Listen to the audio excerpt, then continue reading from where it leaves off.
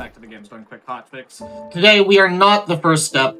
They had to take a little bit of a break this week, so instead we are going to be showcasing Lies of P. Before we get into that, just a few quick announcements. GDQX will be live from TwitchCon October 20th to 22nd. The event will take place on the Games Done Quick stage, as well as streamed live on our Twitch channel. You can use !GDQX in Twitch chat to find out more info, and you can go check out the schedule there. Also, Awesome Games Done Quick 2024 will be live in person January 14th through 21st in Pittsburgh, PA. You can use !AGDQ in Twitch chat for more info. And you can also feel free to @GamesDoneQuick on Twitter to let us know what you're hoping to see on the games list. Or you can go to GamesDoneQuick.com for more information on that. With all that said, we have Lies of P. I'll hand it over to the runner in commentary. Let them introduce themselves. Hello, everyone. My name is Mitriz. I am a speedrunner of various Souls and Souls-like games, Sekiro, Elden Ring, things like that. And sort of the current world record holder for Lies of P. We can discuss that a little later. Not quite for the intro. But here I have with me my commentator. Hello, hey guys, I'm Ainrun. I too am a Souls challenge runner. I do hitless runs, speedruns, and I am a former world record holder for the Lies of P. But yeah, really excited to see, really excited to showcase some of these runs with Mitch here today. Yeah, absolutely. So with that said, let's go ahead and get this started so that we can get on through it. So we're going to be doing not exactly just a marathon run, but we'll reset if we need to. So we might reset a couple times in the early game. There's some stuff there that might happen, but hopefully we can show you off a really good run by the end. So let's go ahead and get started in 5, 4, 3, 2, 1, go. All right, so as we get in here, it starts with an introduction sequence where we're basically going to have to be forced to walk. So it's going to be a little faster to actually do some punches here at the start. We can't do a lot. We can only do 5 because every punch uses up some energy, but we get that energy back in just a second, so we can go ahead and use them to move a little bit quicker as we just go through this introduction section. Not a whole lot too interesting here. But we're going to pick our class coming up, and the class that we pick here is the Dex class, because through the late game, we're going to be using a Dex scaling weapon. It's actually not the best choice early game. It's actually the worst choice early game, but for the late game, we want it. I'm also unequipping all of my equipment here, so that'll be light load. That actually lets me run quicker and regenerate my stamina faster. So yeah, that's kind of all the beginning stuff. Ain, you have anything to add for the beginning of the run here? Well, I just realized that you only get to do 5 punches. I always thought you get to do 6 for some reason, but that kind of explains a lot now that you mention it. But yeah, no, we start with the Dex class for the Rapier as well. You'll see some really cool tricks later on that you do with the Rapier class, plus the spread of stats that you get are more favorable compared to the other classes that you start with. Yeah, the Rapier is a weapon that we will need for later on. Also the Greatsword, but luckily, because of the way this game is structured, we can buy the other starting weapons from a merchant coming up. So we're not locked into only having the one that we choose at the very start. And it's very interesting how both the Rapier and the Greatsword, I guess 2 of the starting weapons of the class of the classes that you start with, end up being 2 of the most valuable weapons that you use throughout the entire run. Yeah, a very nice convenient coincidence there that they just happen to be the exact weapons we need. All right, we're coming up on our first mini-boss. This one's a little bit random. We're going to hope that we get the good quick kill here using some punches. Whoops, that was not quite the way I wanted to do it. To stagger him. That should still work. There's some improv coming in there. Yep. Okay, I'll take that. There you go. Whoa, okay, a little spooky. Okay, not quite how I intended that to go, but we made it through the first mini-boss there. There is a little bit of RNG with that encounter based on how the ads around the arena follow you down. Sometimes you can get good RNG with them not being that close to you, and you just get a fight with the mini-boss there, but that is a point where you know, when you're grinding for a record, you would probably, if you don't get an optimal fight, perhaps you reset. Yeah, exactly. There is a safety strat where you can just kill all the little guys first, but obviously that takes a little bit longer. So in the optimal world, you try to just leave them all alive and hope that they don't hit you.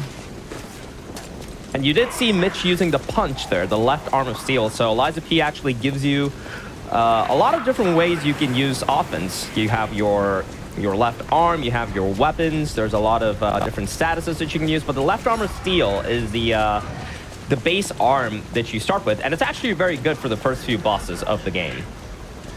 Yeah, it does strong damage early. Falls off a bit into the late game, so we won't end up using it very much there. But in the early game, definitely you want to use that resource when you can. And we do see Mitch coming up to the first merchant of the game, where he will be buying the greatsword and a few resins. Abrasives, excuse me. Yeah. Buy a couple of things here. So throwing cells are great. Some Fable Catalysts and one Electric Blitz for a hopeful quick kill that we can get on this guy. Our first boss, the Parade Master. So this is the first major boss of the game.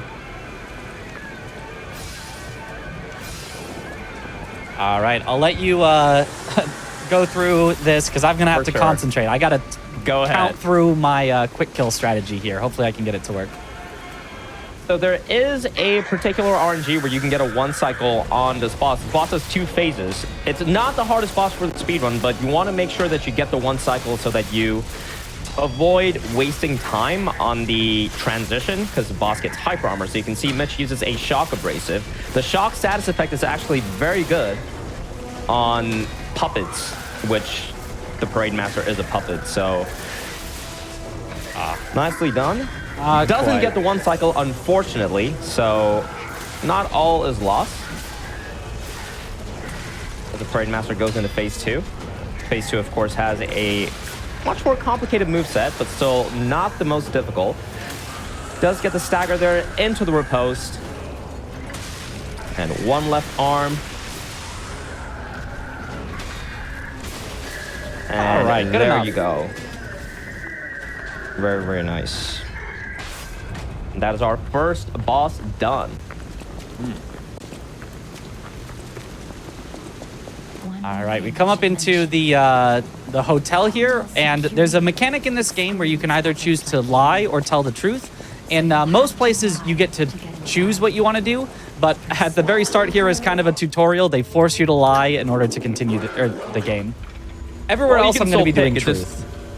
It just doesn't do anything. Yeah. You pick the other option. You just stay outside and can't proceed with the game. They just refuse you entry. But yeah, this is the hotel. So this is the main hub area of this game, where you do all your upgrades, your level ups. There's really nice, cozy music. It's got a cat. Excellent music. The records you can get. Ooh.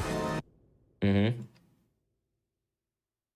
But for now, we're going to be trying to be as quick in and out from here as we possibly can. So just skipping through a bit of dialogue. There's one forced thing that we have to do. We have to get this arm, Legion arm as they're called, before we can leave. If you try to just leave, Eugenie will say, hey, you haven't gotten the Legion arm yet, and teleport you over to her. Eugenie being the armorer that upgrades your weapons. And the Legion arm, once again, there's multiple different Legion arms that you get in the game, and they all do like different things. We don't really use any of the Legion arms since you need to spec into them, and it's not really worthwhile. So you just basically stick with the base level arm. Mm-hmm. Now, because we had to get the arm from Eugenie, it does automatically equip it. Later, we are going to swap that out so that we no longer have it on. It's a little bit heavier than the base arm. But for now, I'm going to keep it on because it can actually be somewhat useful on the donkey boss fight coming up. Right, yeah. We're going to grab this Stargazer to warp back to for later. Yeah. The route I do is a little different than some of the other runners, but I think we all grabbed that Stargazer there. Pretty much. most of the differences in routing as of right now, the route is still being developed. I mean, the game's been out for, what, 2 weeks, I think? Just over 2 weeks, probably. And every day there's new skips coming out. The route just, like, develops, it changes. There's so much going on. And it's pretty cool what we've managed to do with this run, but most of the changes or variations in routing come through in the early game. It's like basically how you play the first 15 minutes of the game. And well, I mean, Mitch is the current world record holder, so Well, debatably. Apparently the other run that was submitted was retimed and was slightly faster real time, but slower no. in-game time. So it's an interesting situation where I think on the leaderboard I'm officially second place, but I don't know, in-game time you're I'm my faster. champion, Mitch. Thank you. Well, all that means is we just gotta get it back right here. You know? Exactly. Yeah, this is just mostly a lot of running, and you know, with any speedrun you can lose a lot of time. It actually, like, running in straight lines is probably one of the more difficult things to do, but We are coming up here on our approach. first interesting skip that we're gonna do. yes. Right after I purchase a couple things from this merchant. More throwing cells, and then the electric coil stick, which is a very powerful weapon for early on. Okay, for this skip, it's easiest if I set my FPS to 60, and we need to use the Great Sword of Fate. So here's the big sort of movement tech that we're going to be doing throughout the run. Got it, first try. Nice, there it is, first Nice. try. The zip. Yeah, so for the zip, you basically do a charged attack, and then in the middle of it, you block to cancel the charged attack, but you keep that forward momentum that it thrusts forward with. So you're going to see that a lot throughout this run. Very well done. Thank you. We'll be seeing our second major boss. Well, major, minor, but one of the bosses that you actually have to get through in the run, the Mad Donkey. Now, don't let his demeanor fool you. This is actually one of the more intricate bosses of the run. You could lose a lot of time on the donkey, especially if he does his red attack. Oh, that's a nice way. I've actually never seen that before. So now I see why you have the puppet string. Yes. You can interrupt the red attack. So the red attacks, for those of you unaware, those are attacks that you can't dodge. If you're close, you can run away from them, but if they happen close range, you have to perfect parry them. And mostly what you do with this fight is you try to fish for backstabs, just as you see Mitch doing. The backstabs do a lot of damage. Unfortunately, it's not the easiest to get backstabs. The backstab hitbox is a little finicky, but as you can see, it's a little difficult here, but Yep. Even when you think you've got it, he sometimes just There it rolls is. away right when you think you get it. yeah. One more should do Almost it. like a side stab rather than a backstab. Yeah. There we go. That should There. do it.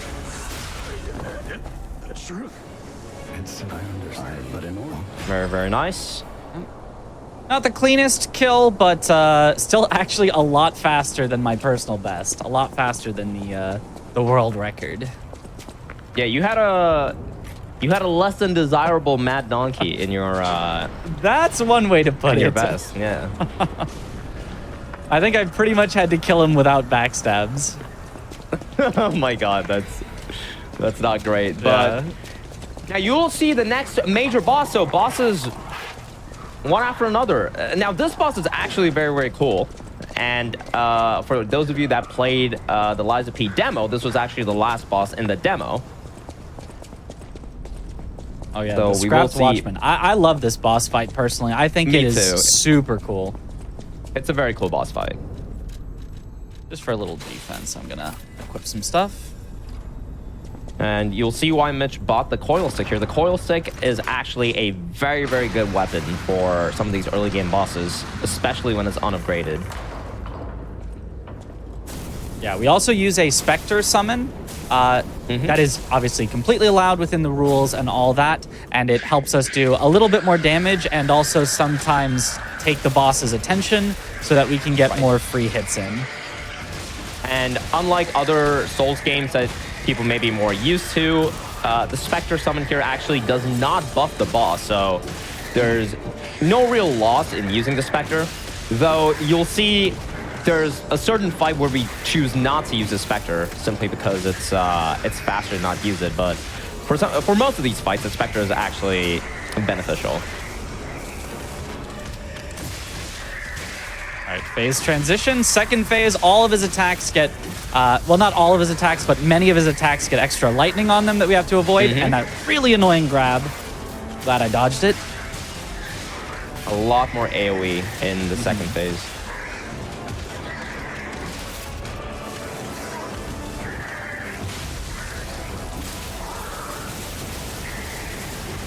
But there you see why the Spectre is useful for some of these fights.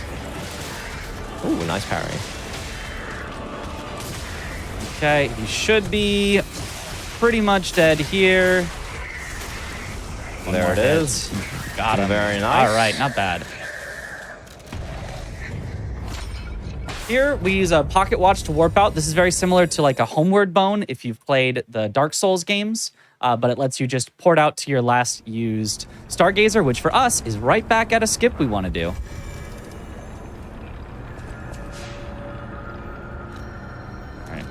So I'm going to switch out the Legion Arm for less weight that we mentioned earlier. And then I'm going to use this game's unique mechanic where you can mix and match your weapons.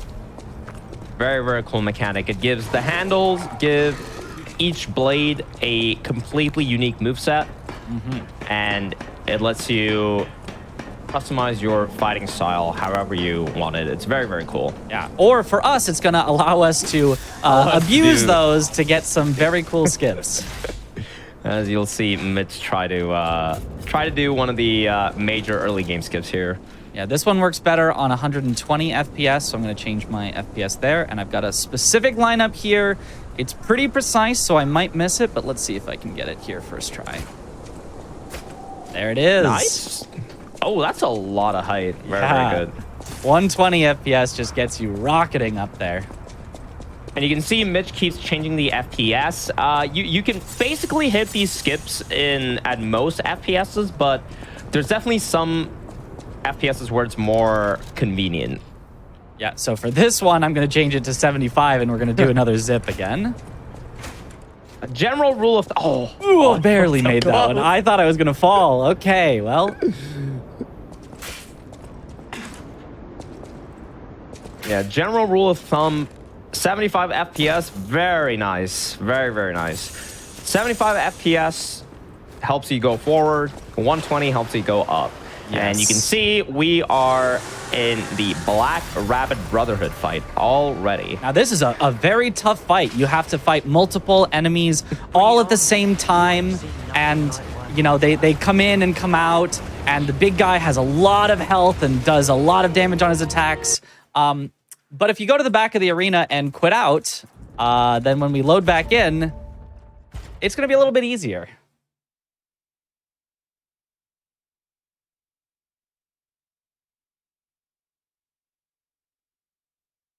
And so by quitting out in the back, we get to stay in the arena. But because we never walked through the door, they don't go through their opening animation. And so they just chill. Hi there. What's up? And Yep. Now we get to just kill the main one. This is the only one that actually matters for completion. And yeah. Just a little easier. Just a little bit easier. Yeah. No, well, let's be honest. No one's complaining about this fight anyway. So yeah, nobody would ever complain about this fight in particular. Yeah, just wait till a second version of this fight. Oh yeah, we make a little bit of a mockery out of these particular. That one's much harder. It is much harder. Except for the way we do it. For those of you that have played the main game, basically by getting to this fight, what we've skipped is the entire factory segment where we fight Woko, and we've skipped the entire cathedral segment where we fight Andreas. So that's 2 of the major bosses that's already done, and we get back to the Brotherhood fight here in Malin District. All right, now I'm going to go backwards a little bit, which is going to seem like it should be counterintuitive. But there's a particular merchant that we can get to back here that's going to be very, very important. This is by far the most valuable merchant in the entire run. Oh, yeah. The whole speedrun route would be different if this merchant wasn't here. Yeah. Okay. Ooh, that one always scares me. She never hits me, but always scares me. I think it's just one of those attacks where it's just like, oh, I'm coming to get you, I'm coming to get you, and then they just like stop. Yep.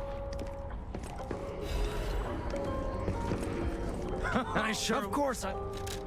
Yeah, you can see Mitch here is going to sell a lot of his Ergo or the Soul equivalent, and he's going to buy a lot of consumables. Throwables. So these are all things that you can like throw onto enemies. You can see he's buying thermite, that's fire throwables. These are throwing cells, electricity, body fluid, which is acid. These are all different status effects that you can do onto different enemies. And of course, different types of enemies have different resistances, and so that's why we buy multiples. And you'll see why we said that this merchant is the most valuable, because if you didn't notice, he sells infinite of everything. And there's a stargazer here, which means you can warp back to him at any point in the run. Yeah, and these throwables are way more powerful than you'd expect. You would think, oh, throwables maybe get a little chip damage in while the enemy is away. Well, as you're going to see on the next boss we do, actually, you can just kill enemies just with throwables. Like, pretty much. Bosses can just be completely melted. Here I'm grabbing a quartz. This one isn't necessary, but it does get us 1 extra upgrade, which can be a little nice. Takes a little time to grab it, but not too long. Yeah, it's not the worst. You might as well get it while we're still... I mean, hey, who knows? Tomorrow we might skip it. We might even sell that quartz. We might. That is a possibility. The route has changed. I think just a week ago, me and Mitch, we were around the 3-hour mark, basically. That was like world record, maybe a week and a half. And now Mitch's record is 1 hour, 22 minutes. So yeah, it is cut in half in a week. Every day. Yeah. Every day I go to sleep, I wake up, there's a brand new skip to spend 5 hours on learning. Speaking of, apparently a new skip just dropped 10 minutes before we started this run. So, yep, we're going to have to learn that once we're done here.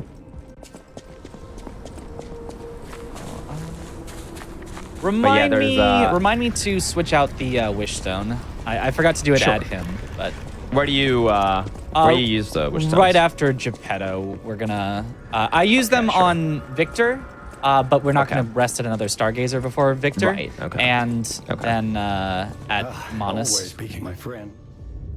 Okay. Remember, be careful, beware. Basically the 2 that I used to use the cubes on.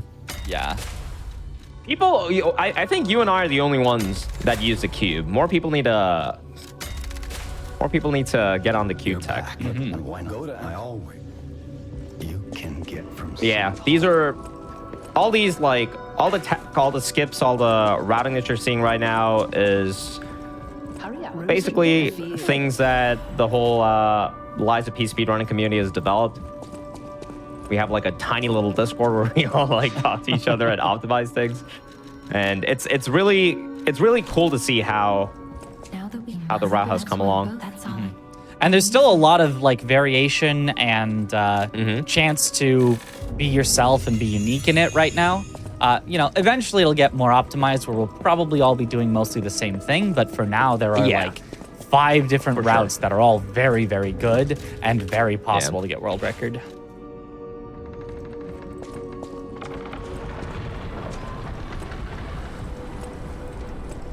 All right. As we see, we should kind of explain the general route of like we just skipped a ton of stuff, right? Like it might not have looked like it. I know we went out of bounds, and you can figure that skipping a lot of stuff, but basically, in the main route of the game is pretty linear. You just have to do boss after boss, and we have thus far skipped two entire large sections of the game. There's an entire factory section that we skipped, and an entire church section with accompanying town that we skipped, as well as their two big bosses.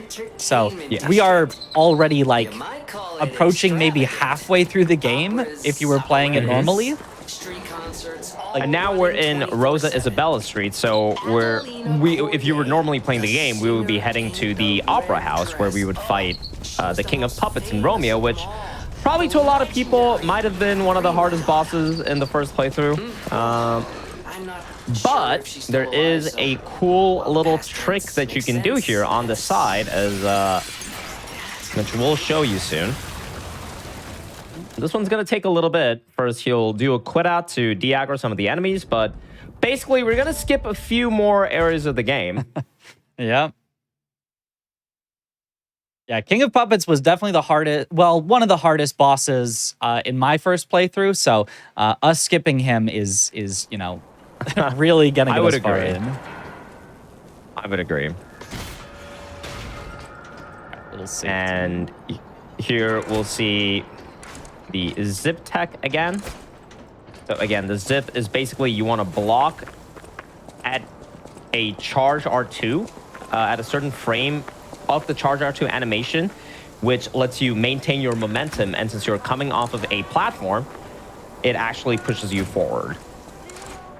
So that was one zip, and there's the second zip. Nicely done. Very, very good. Yeah, two zips in a row. It's pretty hard to get those. It's not like crazy difficult. It's probably like, I would say it feels like around maybe a 3-frame window at 60 frames per second, which means around 1/20th of a second, which sounds very small, but in speedrunning terms, that's actually not that hard to hit. And you get a bunch of tries at it. If you miss it, you just try again until you get it. As long as you have the right FPS. This game is very weird with the FPS, where depending on exactly your frame rate, you can get different animations, like animation states on the weapon attacks. And so if you set it just right, you'll only get the good parts of the animation, and it'll skip over some of the bad parts of the animation, making it much easier to hit it. Right. And the second zip that Mitch just did is actually kind of hard, because if you don't hit it, or rather, there's different distances that you can travel when you hit the zip. And if it's too short, then you fall down into a death plane and you die. You can quit out, but you got to be quick with it. So that second zip it's not as easy as it seemed. So it's kind of a big deal that you get it first try. But right now, we are completely out of bounds. And in a moment, you will see why we went on this little journey. Yeah, so we were in Rosa Isabella Street. Mm-hmm.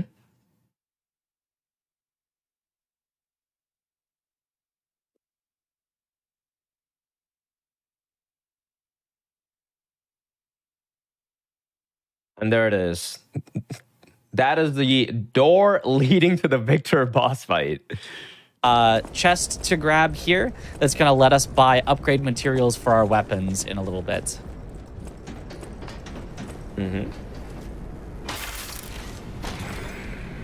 Yeah, it stays regardless, so I just do it first to make sure I don't forget it on the way back. All right, now hopefully we get an enter prompt here on the door and not open the door. Enter. Perfect. That's what we were looking for. Oh, nice. So there we spawned a fog wall that normally only spawns after the door is open. By being out of bounds, we just got in a spot where we could spawn it. And because we entered the fog wall before we opened the door, Victor's just stuck. Hey, Victor. Yep. And this was tech discovered 2 days ago, by the way. So, just to give you guys an idea of, just to give you guys an idea of how fast this run is developing. But basically, his AI, like Mitch just explained, is disabled, and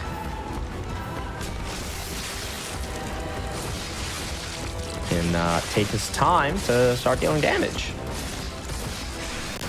So the bosses we've skipped so far in this run, we've skipped Woko, we've skipped Andreas, and just now we've skipped the King of Puppets and Romeo. And we also skipped the entire arcade segment, which has a couple of very difficult mini-bosses that we used to do back in the early days of this run. But now you can immediately just do Victor. Excellent. And here I'm going to use the cube. It's got a provocation wish stone in it, which is going to force Victor to have to try to fight my Spectre instead of me. Nice.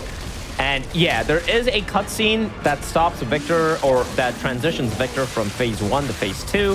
The phase 2 Victor AI is enabled, so you actually do have to fight the phase 2 AI. But this is where we buy the consumables. As you can see, Mitch is just tossing them one after another, and they do so much damage. Oh, unfortunate. Ooh, the unlucky grab attack. The boss does have iframes during the grab attack, so That's all right. not the worst. Very good fight. I've known but you've seen what All right. Pretty good fight, though, honestly. So the idea is, yeah, we freeze the phase 1, and then in the second phase, we just taunt him onto our Spectre, so he's not going to attack us, while we get to freely throw consumables at him until he's dead. You can see really the power of those throwables. They are so powerful at killing bosses quickly. Something, I guess. That's Victor done. Ciao, brother. But Now we're going to talk to the Black Cat and Red Fox. These NPCs, you do want to talk to them and be friendly with them. They do have a quest where you give them gold coins? Gold coin coins? fruits. Yeah, they're Gold coin fruits, right. Which, it's actually very important that you give those to them so that you don't end up fighting them towards the end of the game, because if you actually don't make friends with them, they will turn into boss fights that you have to engage with. And the Red Fox in particular is a very difficult boss very fight. difficult. It would lose us a lot of time if we had to fight her. Yeah. But again, now we're already in the swamp area. And now you'll see another very nice skip.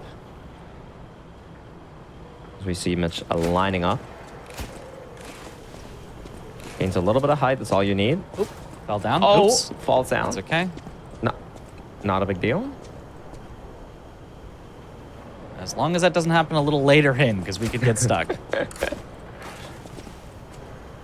We get a lot of height. And gets onto the roof.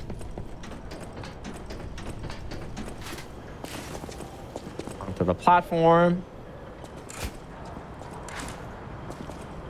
Now we got to do a zip. There it is. Ooh, a little to the right. That's Are you okay. okay? Okay, you're Should be great. good. That's fine. There is a spot there where if you land in, you get stuck, but I haven't landed there yet, and I'm hoping that does not change. it's interesting how the zips, like the zips that I do as well nowadays, it kind of tilts me to the right for some reason. I can't tell why, but Yeah, just the like what happened geometry to there you. might be Yeah. sloped to the right or something. I'm not quite sure, but I've noticed that as well. But again, we're out of bounds once again. Thankfully, this entire area has collision that you can walk over. And that really helps us. Now it's just a 2 to 3 minute walk. Yeah, so this is the entire swamp area down there. One of the longer, more, annoying areas of the game. Yes. Every Souls-like has to have a big poisonous swamp, of course. So we luckily get to skip it in this speedrun. And the boss that you fight at the end of the swamp area, which I do believe a lot of people do regard as one of the hardest bosses in the game, the green monster of the swamp, will be coming up shortly. Yeah, it fact, certainly if you- will be there, but... If you look over to your left, that is the boss arena where you do fight the green monster of the swamp. But if we go to the back of the arena from out of bounds, along these rocks here, and then drop down at a very specific spot, you can just barely roll through the fog gate and make it out. So the fog gate closes behind us, but we do not have to fight the boss. you completely avoid fighting the boss, and now you're in the next area.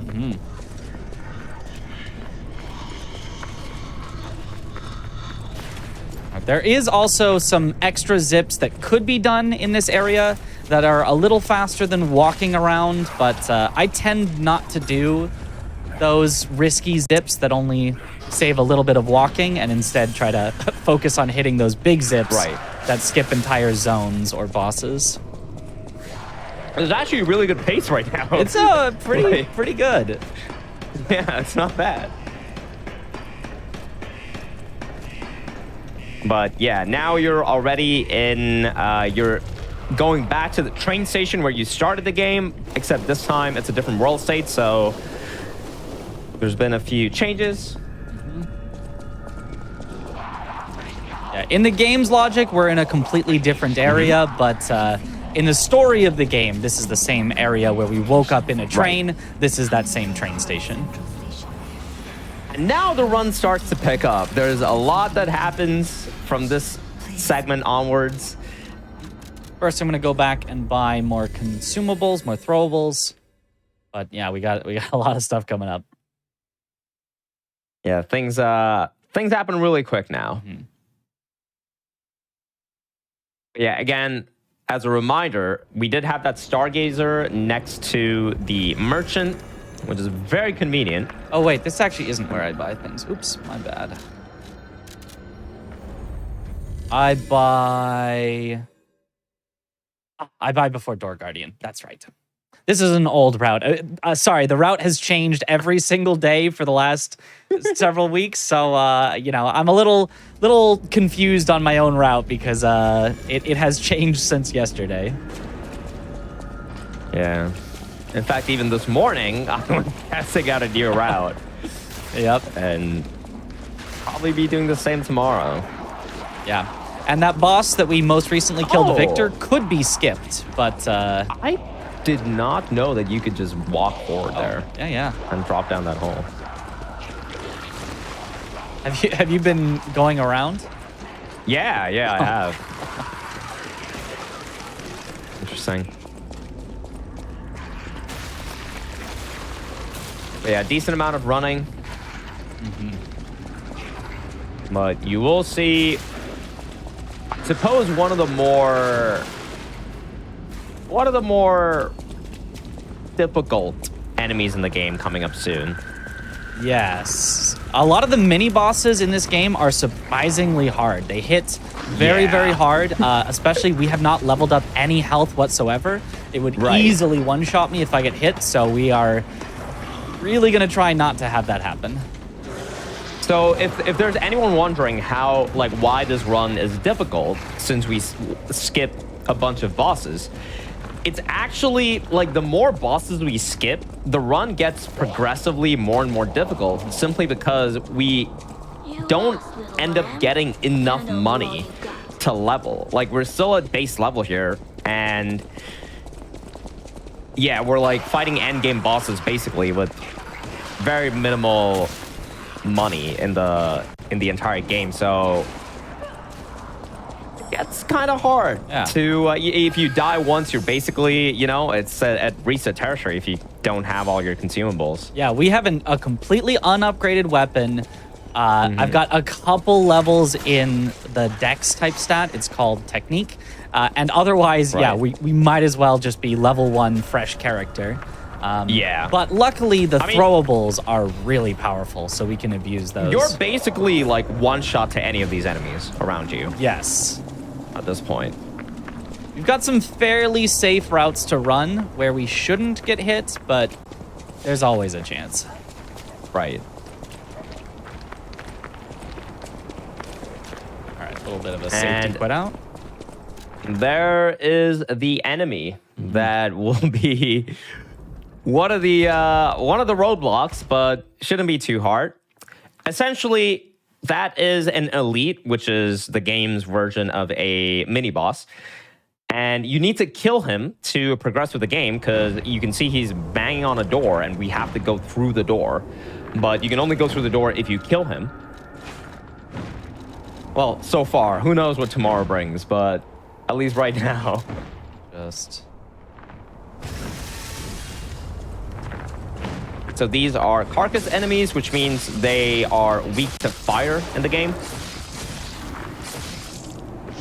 Which is why you can see Mitch is using a fire resin.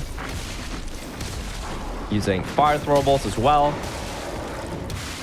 Shot puts stagger the enemy, so you can use them to interrupt the enemy.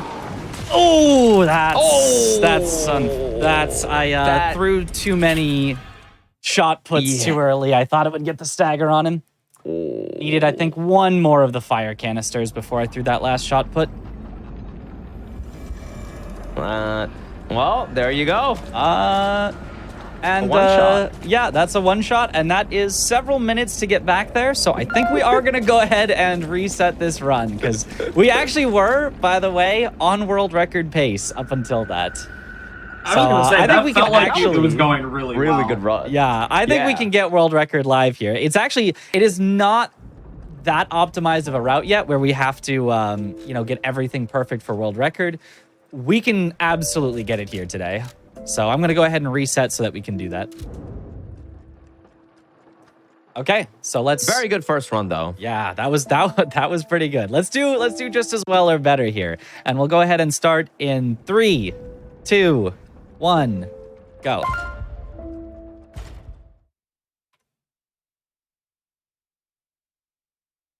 All right, back to the beginning, back to the sort of, easy enough early game parts of just walking forward and all that, but yeah. Just as we were saying, one of the more complicated parts of the run is, or not complicated, but one of the more precise aspects of the run. You have to basically be perfect with most of the enemies at that point because you get one tap, one hit, and you're dead. Mm-hmm. Especially to that guy, he does so much damage. Yeah, you can get one tap by him even if you're at the right level rather than really under-leveled. Oh, for sure, yeah. Let's get you out. I mean, he protected that door. Yeah. More of a door guardian than the door guardian. Very much, yeah. And, yeah, for speed, we don't pick up most of the stargazers along the way. So that death set Mitch back at the start of the train station, which would have been probably, what, like 2 minutes, 3 minutes off, I guess? Yeah, somewhere around there. We still could have been on a pretty darn good pace. It was not like I had to reset if needed, but because I think we can actually get world record, I really do want to push for that if we can.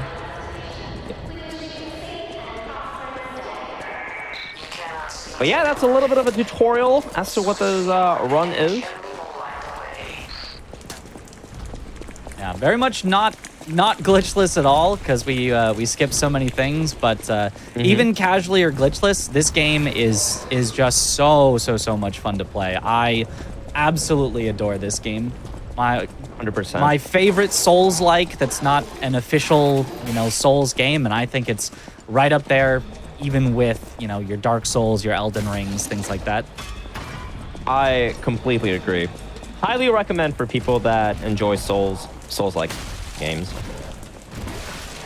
Again, you see Mitch going for the policeman fight, getting into a little bit of trouble here, but should be okay. There he gets a stagger. Little improv.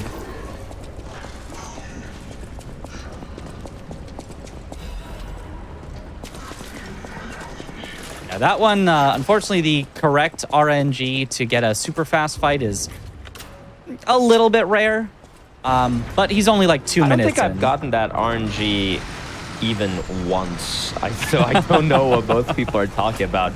But I've heard that there's like an RNG where he does his animation twice.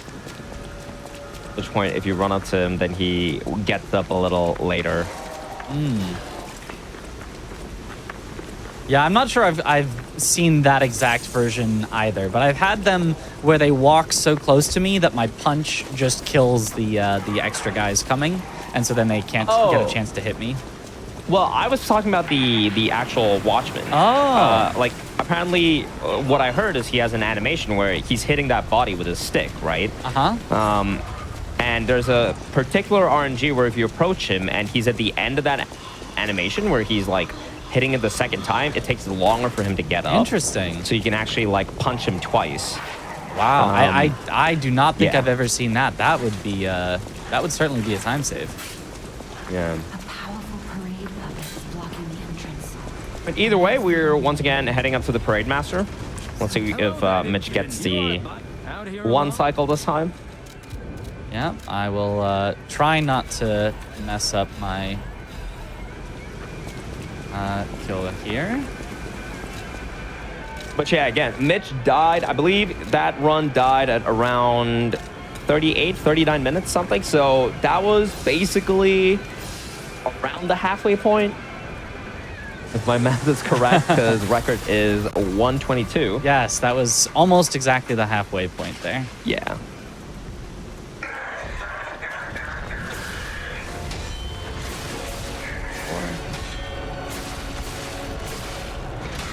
Now, there is a script that you go for with this Parade Master. It depends on the weapons. I prefer to use the Saber weapon, which is the starting class weapon of the Balance class, but Mitch is using the Rapier, which is the Dex class. And so the script changes a little bit, but it should be good here. You might even get it. Oh, almost. Oh, that's Almost, so close. almost. Oh, that's so close. We still That's kill very him in the good, though. transition, which is not bad. During the transition, yes. You don't really get, I mean, you don't save a lot of time by getting the one cycle, but it's still nice to get. Yeah. Well, I mean, it is a significant time save, but I suppose at this level of optimization, it isn't as The hotel's required or as necessary as you think. Yeah, unfortunately I forgot to do one attack in my script, so he just had that little bit of extra health, and he takes massively reduced damage during the transition. Very, very true. And once again, we're back to Hotel Crod. Back to our comfy Majula substitute, I guess.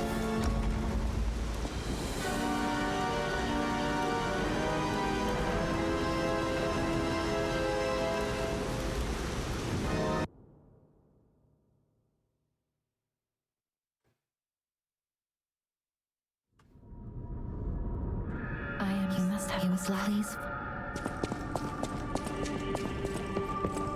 So just a little bit of going around, talking to all the vendors. You actually have to, again, you have to like talk to these individuals to be able to leave the hotel.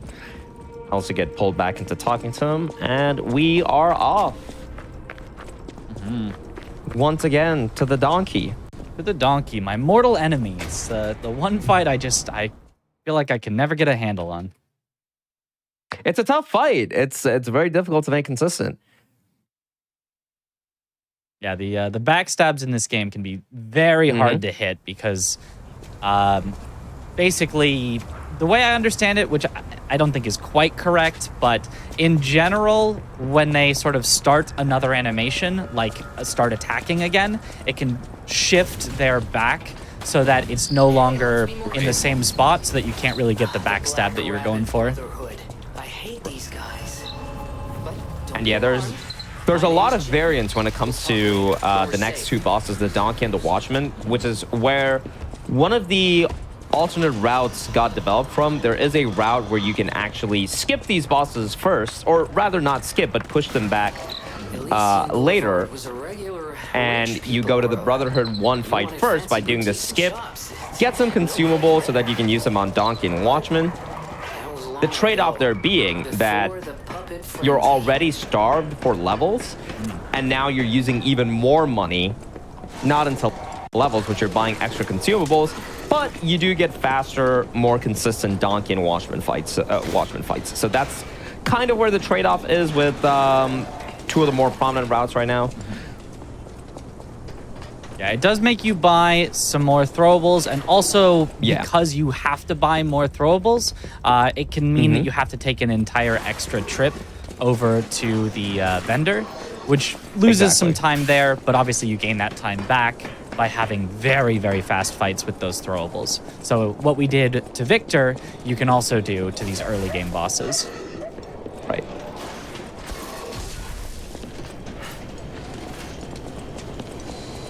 So I personally like to have the extra levels because some of the later fights, when we get there, you'll see are really, really tough. Oh, this guy did not want to get out of the way. These guys they are awful. They just run at you with their broomsticks. And but again, we'll see one of the skips here as Mitch gets the zip ready to go. There's multiple ways of actually doing the skip. You don't really have to do the zip. You can do the same thing by performing a precise jump. You can also do a pogo skip, which is one of the skips that you saw Mitch doing. Oh, another first try. Very, very good. Yeah. Is it actually better doing that? Do you find it better to do the greatsword zip on 60 FPS compared to 75? Yes. The reason... so 75 is actually really bad for the greatsword. 120 and 60 are the two that are generally better. But I like 60 because 60, the range of distances you can get is better for hitting that particular skip. I like 120 for some other skips with the greatsword, but for that one I like 60. Interesting. I'll have to try the 60.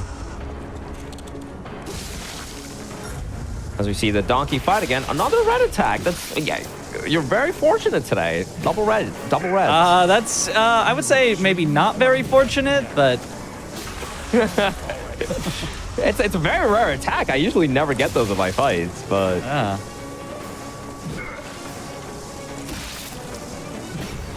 But yeah, there you can see he almost got the backstab, but it's just such a struggle. Yep, there we go. There it is. Very, very nice backstab. Oh, that didn't hit.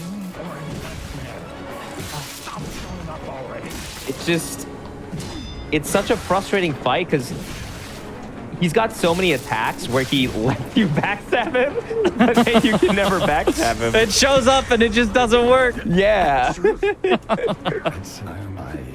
But yeah, we're done with the donkey fight.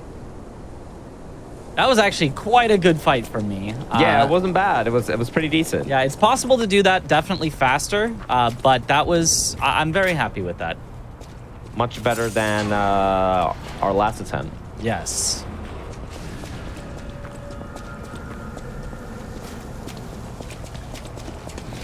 Now you see Mitch pick up this item called the Star Fragment. We didn't really talk about this, but if you want to go into specifics with the game, we talked about the Spectres, the summons that you can use for boss fights. Now there is a caveat to the Spectres. You can't just infinitely summon Spectres whenever you want. There is an item called the Star Fragment that you just saw Mitch pick up that you need to use, and that's the well where you use the Star Fragment to summon the Spectre. So basically you have a limited amount of tries where you can summon the Spectre. Yeah, you can eventually get infinite by waiting long enough with gold coin fruits later, but for a speed run, we can't really wait, so we've got to find ones we can pick up along the way. In fact, in the initial iteration of this run, you used to farm one of the mini-bosses. Yes. To get the Star Fragments. And some of the first world records, yeah. Yeah, Mitch used to teleport to close to the vendor where he bought the consumables, and there'd be a mini boss that he'd kill every time to get a Star Fragment. But as we take a look at the Scrap Washman again. Hope I get around for this. Perfect. Very, very nice. That should transition him into phase 2. Very nice parry to the phase 2 explosion.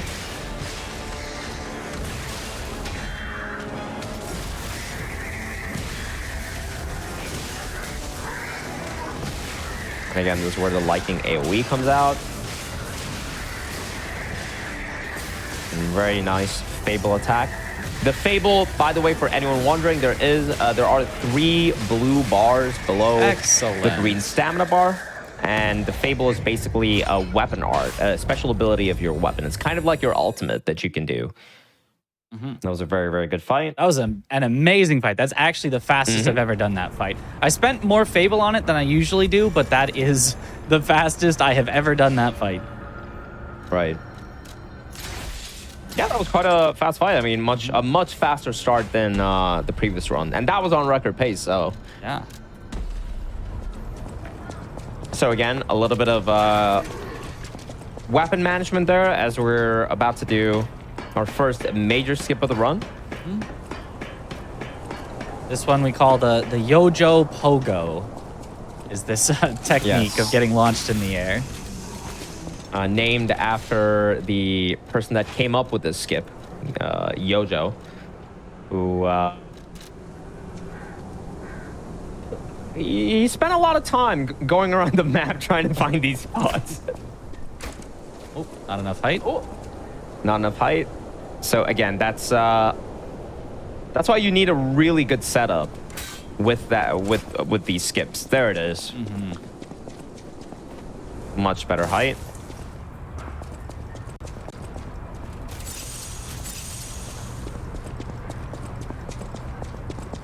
And then luckily out of bounds, a lot of this collision you can just walk through. Like, they're not real walls, so you can just go where we need.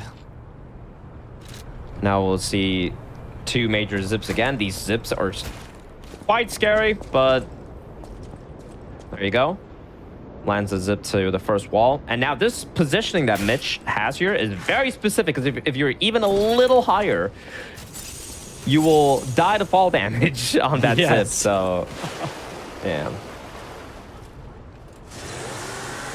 Hold on. And now, once again, we are back to the Brotherhood 1 fight. Bring it on. So just as a reminder, this once again skips the factory area after the Watchman with Fuoco, and it skips the Cathedral with Andreas, the Archbishop, and it skips the entirety of the Mountain District as well, other than this boss fight. So one of the more hefty skips. Yeah, definitely. Saves more of than like 30 minutes, right? At least 30 minutes, I think. Yeah. Of the skips, this one might be the biggest. If not, it's like second or maybe third biggest skip in the game.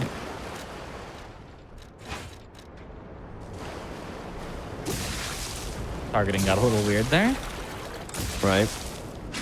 And yeah, again, this is the AI disable. If you quit out in that corner of the arena, the game doesn't recognize that you're in the arena, so it puts you back where you quit out, but you've not passed through the fog gate. So the boss AI has not triggered yet. And the weapon we're using, the electric coil stick, it has a Fable art that adds electric damage to every one of my hits. So I'm just trying to keep that buff up while I keep hitting him to do that extra damage. It's very nice to see how consistent your early game is, because I feel like the early game is where you tend to reset more, just because you don't have that much consistency with a lot of the fights. Well, meaning you in general. Right. Runners, yeah. I would say runners. The early game is definitely some of the hardest parts, and so is the late game. But I've opted for a couple more consistent strategies in the early game compared to some of the other runners. So I think it really helps me get a lot more runs through, and has helped me, get these early world records. Might come back to bite me when all of a sudden super optimal strats are needed, but at the moment I feel like this little bit of safety, this little bit of, hey, just get runs started, get runs going, is working for me. It probably also helps that you've been, like, your early game has mostly stayed consistent, hasn't it? At least in the way you do the boss fights and stuff. So you've got that muscle memory in. And for speedrunning, one of the major things is muscle memory, like when you go to a merchant, all the key inputs that you have to do to quickly sell your items, to buy consumables, to buy throwables, and then immediately teleport out. All of that, those are things that you gain from repeatedly doing those actions over and over. So, sticking to a consistent route can definitely help. As once again, we see Mitch getting throwable items. And yeah, for this, I actually have a shopping list on my other screen of exactly what to buy here, because it can be hard to remember all those things we have to get every time. Ooh, I choked on some coffee. Oh, Do not do that. I will not. I am alive.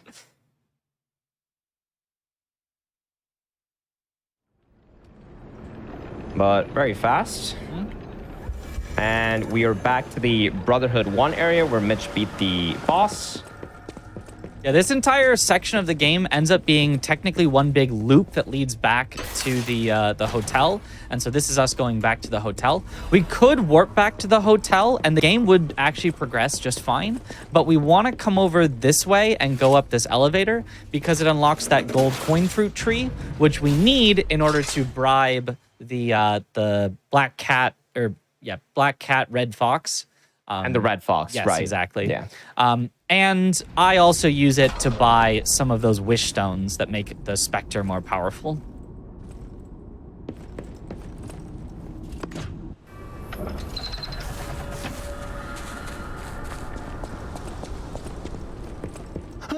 And so the two that I do buy here, the two wish stones that I buy, one of them heals the Spectre so that it can just live through longer on the Manus fight later. And the other one that I buy is the taunt one that you saw on Victor that makes it so that Victor has to attack the Spectre and let me just use the throwables. The cubes are actually very, very strong. I use the acid cube on Manus, and then I use the fire cube on Victor, and it's actually quite bizarre how much damage they do. Yeah. Especially if you're using the same status as well. Yeah, the Spectres they're really strong. In fact, for some reason they buffed the Spectres on like the last patch to do even more damage. So You're back. And why not? it's interesting. I mean, yeah, they buffed them to do more damage, but also to have more health. So now your Spectres can just live through entire fights and honestly can almost solo bosses. I wonder if in some cases maybe they could. I wouldn't be surprised. Now that we have nobody, that's why we're both. That's all I'll use my. Though the Spectres do lose their effectiveness a lot towards the end of the game. They're still good, but they can't perform as well as they do against some of these earlier bosses that we go through. As we see Mitch go into the Rosa Isabel Street again. Once again, this is the area with the King of Puppets and Romeo boss fight. And we'll see if he can get those skips going once more. Yeah. Because of the Spectre falling off into the late game, that's actually why I get the healing one. We'll see on a very, very late boss, the last boss of this run. I'm going to heal my Spectre in the middle of the fight just so that it can stay attacking for a bit longer. Right.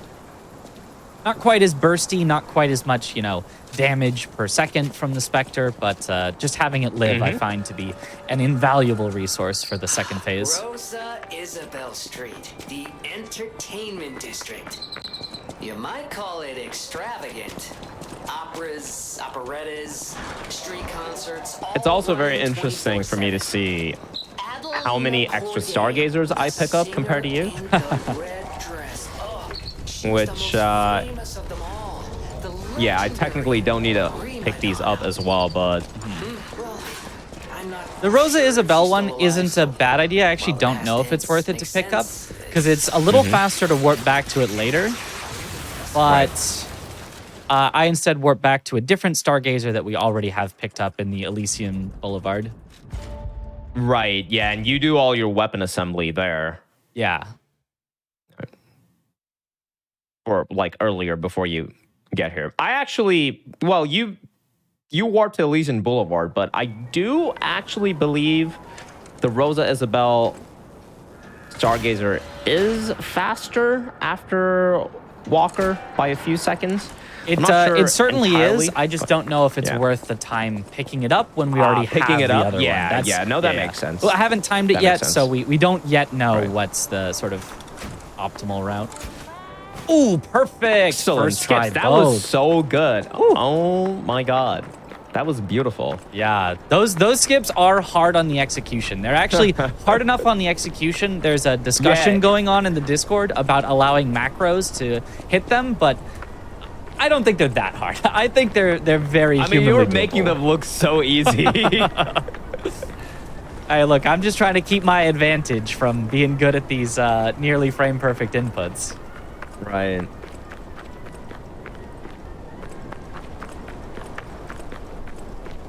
Yeah. And again, we're out of bounds right now. We are skipping through the entirety of Rosa Isabel, skipping through King of Puppets and Romeo, skipping through the arcade, skipping through most of the grand exhibition, and we will end up right outside the Victor boss fight.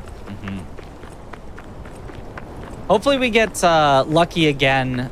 We got the enter prompt last time, but sometimes that enter prompt just isn't there and you have to quit out and load back in again. We're not 100% sure why. I think it's based on basically just whichever loading zone is put into the heap first, the door or the fog gate.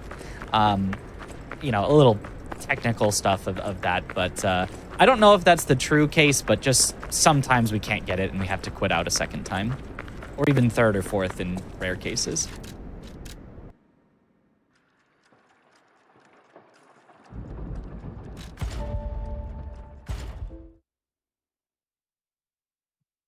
And so we will see Mitch load back in. Let's see if he gets the Victor Phase 1 AI disable. You can usually tell. But first he has to go and get the box. And these boxes, once again, they do expand the inventory of the shopkeeper back at the hotel. And we need that for future upgrades to the weapons. Yeah, right now we have a +0 weapon, and this box allows us to get the materials to get it up to +3. And then we need another box that'll let us get it to +6.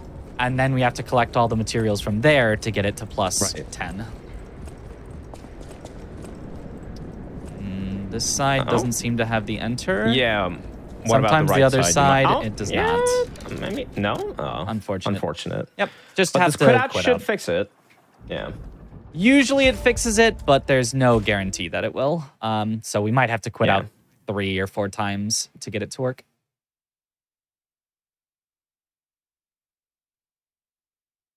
But yeah, initially we had to go through the entirety of Rosa Isabel, fight the boss there, go through the arcade, fight both There the we boss, go. and there it is. Mitch gets the Phase 1 AI disable.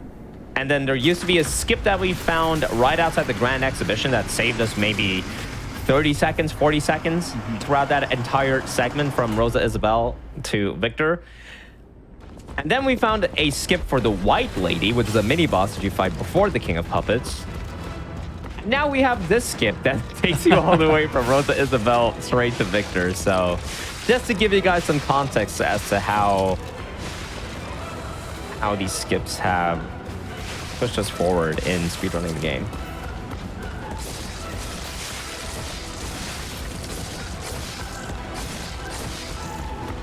And yes, again, it's actually interesting because the official leaderboards for the game did only open today.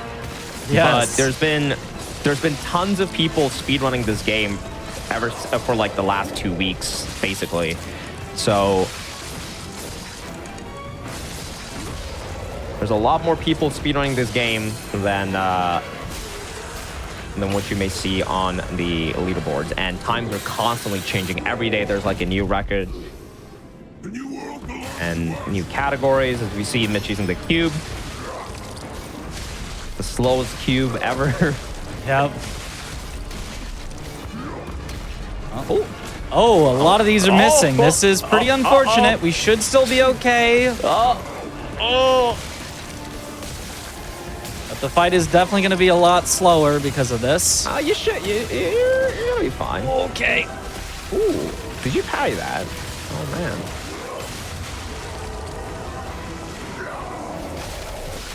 Mitch, of course, Okay. world record Woo! Sekiro speedrunner as well. Those parries are just second nature. Yep. I'm surprised. I've known you, but even you've seen what do you? Scary fight, but we made it through. Our ergo. We already so welcome. Keep your. Very, very good. And once again, we're done with Victor. The Isle of Alchemists. Now, there is a skip here that, That's something, I guess. as of last night, did come out into the open. But the record run does not have, or Mitch's record run does not have, I'm not sure, I guess I shouldn't really call it your record run. Yeah. The other run that is on the leaderboard's world record does actually entirely skip the Victor fight.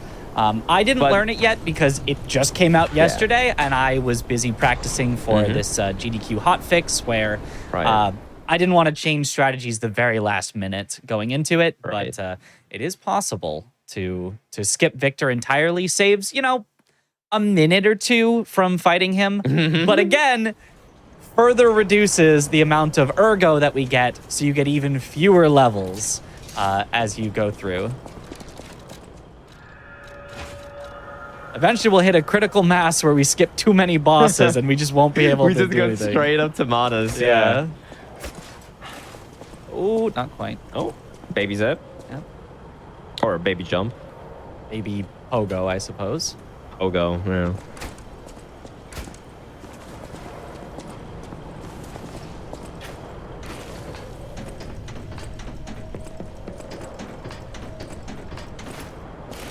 Very nice.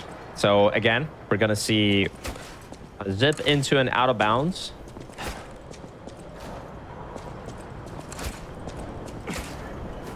There we go. Very nice. Excellent. Yeah.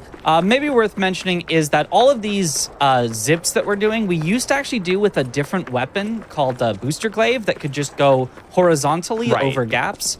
But that was in the factory, which is a section that we now completely skip.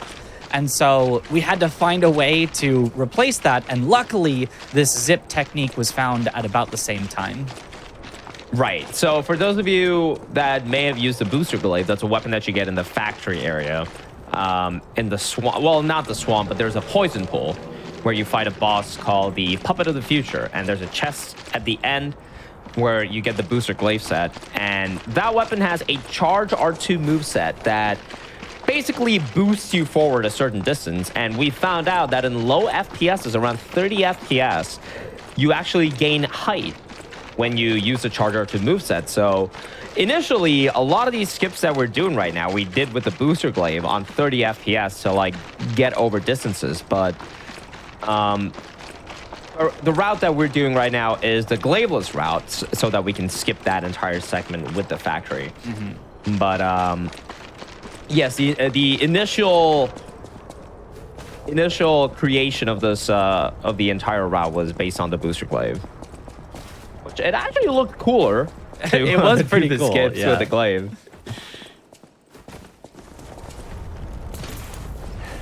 Very nice. You can actually get a very, very unfortunate hard landing on that drop that Mitch just did, and that is devastating. Happened to me once, because if you get the hard landing, you can't move for like a second or two after you land. And that's all the time it takes for the fog gate to form after you drop into the arena. For those of you that didn't recognize it, that was the arena where you fight the green monster of the swamp, and we just skipped through it because we walked through it basically before the fog gate spawns. But yeah, I found it to be I've not gotten the hard landing yet with light load, rolling off the edge, and then spamming roll as I land, but now that I said that, I'm sure it'll happen the next run. I actually stopped rolling, and I started walking off, and I haven't gotten it since. Okay. Because I don't know if that has anything to do with it. It's probably superstition either way. Yeah. But anyway, we're back to the area, the Krot Central Station. This is the segment of the run which unfortunately ended the last time Mitch was here. Yeah. But this time, he's gonna do it. Yes, this time I will not forget to throw all of my fire consumables.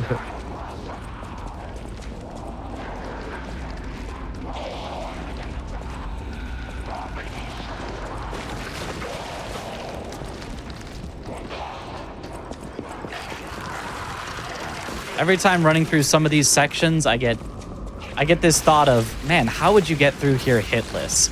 Because there's so many times where we just take those little bits of damage intentionally running through and very slow. Yeah. That's for sure.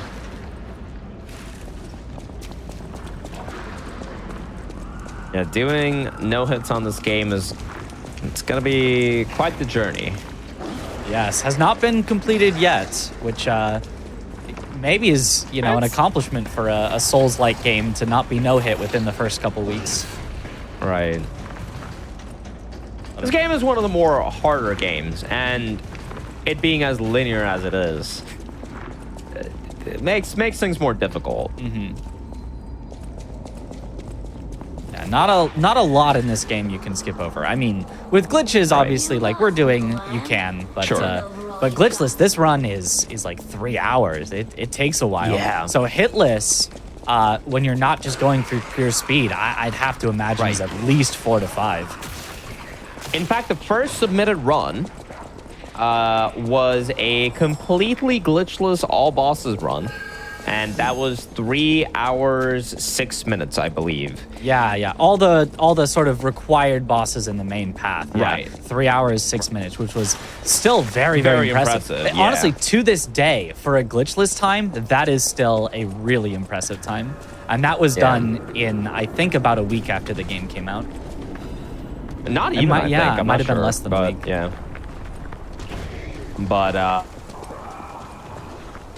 yeah, and that was completely deathless. I just realized that I forgot to rest at the Stargazer that I need for my throwables. Otherwise, I don't have any. I'm going to go back and do that real quick. So this will lose us a bit of time, but as long as I don't die on the way back, we're still okay. Oh, okay. Yeah, you're fine. Fine. Bunch of enemies chasing, no big deal. I thought I was missing something, and turns out I was. Also, could you not? No? All right, we're gonna warp back to the Stargazer that's right there.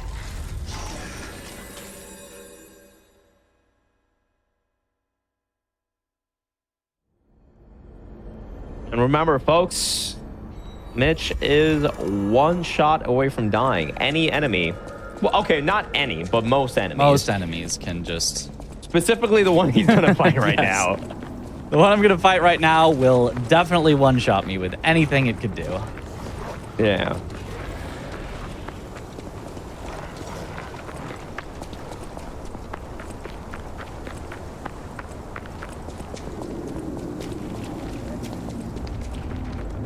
But yeah, again, this is a really, really good run.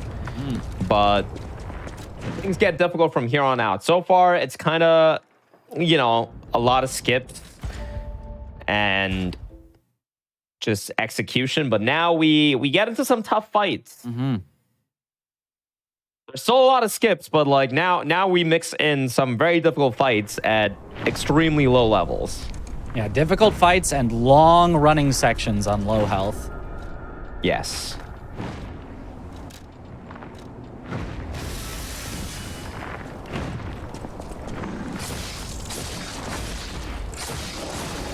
So Mitch is going to use a fire resist again on this enemy. And he has to kill this enemy to go past as he blocks the door. Very nice shot put, staggers the enemy, uses more consumables. And gets the stagger. Can go in, get the riposte, and that should be it. Nicely done. Very, very good. Whew.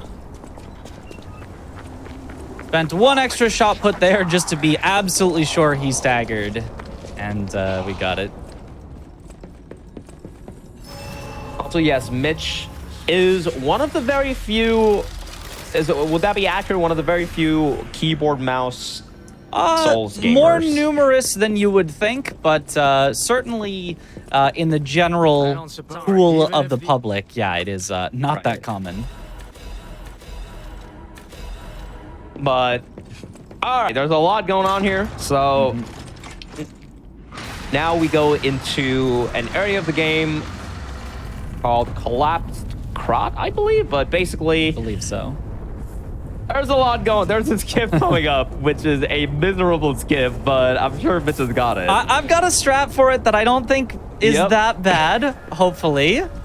Okay. It hasn't been that bad so far. Used to be the workshop's transportation But base this is called basically the Chicago part of the run Center. where when I'm here, I am so anxious, but During the frenzy, you're basically on a timer and there's a skip that you do right next to scale of it all. a lot of enemies. And you're on a timer to like pull off the skip as soon as you can. Let's see. Oh, very nice zip. That's the first part of the skip. Has to change FPS. Has to get a lineup. We're still on a timer here. Yep, still on a timer. And not the height. That's fine. Not enough height, but he gets another chance to do it. Needs to land a pogo. There it is. Very good pogo. And that was very, very good. Yeah, second try. We definitely take that. Yeah.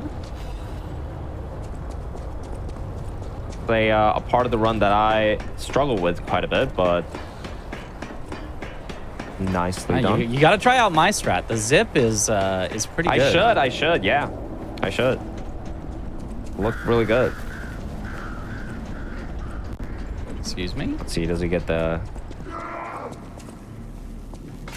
Didn't get the melee attack, but now we're about to fight one of the major bosses of this chapter.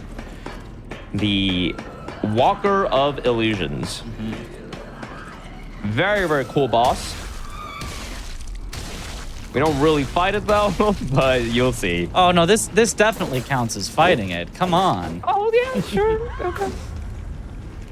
But there is another little trick that we can use here where if you drop back down the ladder and climb back up, she just walked away. Yeah, I've heard the electrics are not great on her, but the route I've been doing just uses them, so... Yeah. Don't worry, you'll change that by tomorrow. Yeah.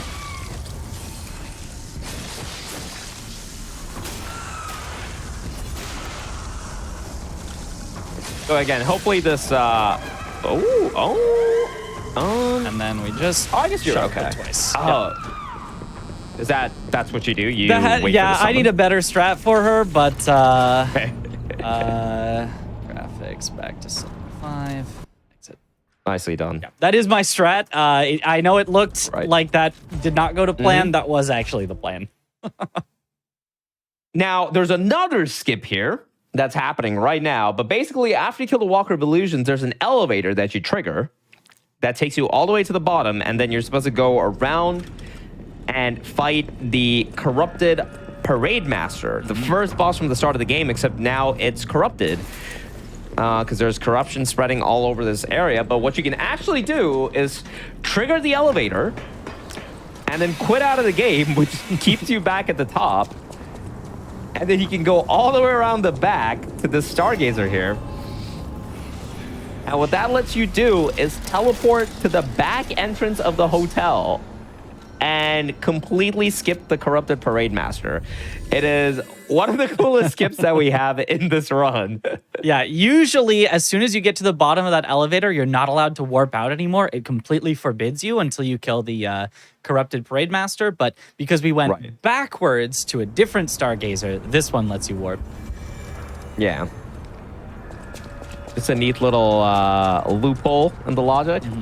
Now, this is gonna be part of a glitch that happens that breaks our pocket watch, so we can no longer use it for the rest of the game, but it is worth it for this time save here. Right. And yeah, again, going back to that Walker of Illusions fight, that kind of shows the value that consumables have, that throwables have in this entire run. They're just really, really high value. Yeah, that fight, if you actually have to fight it with a weapon, especially because we're at +0, I haven't upgraded the weapon at all, would have taken a very, very long time.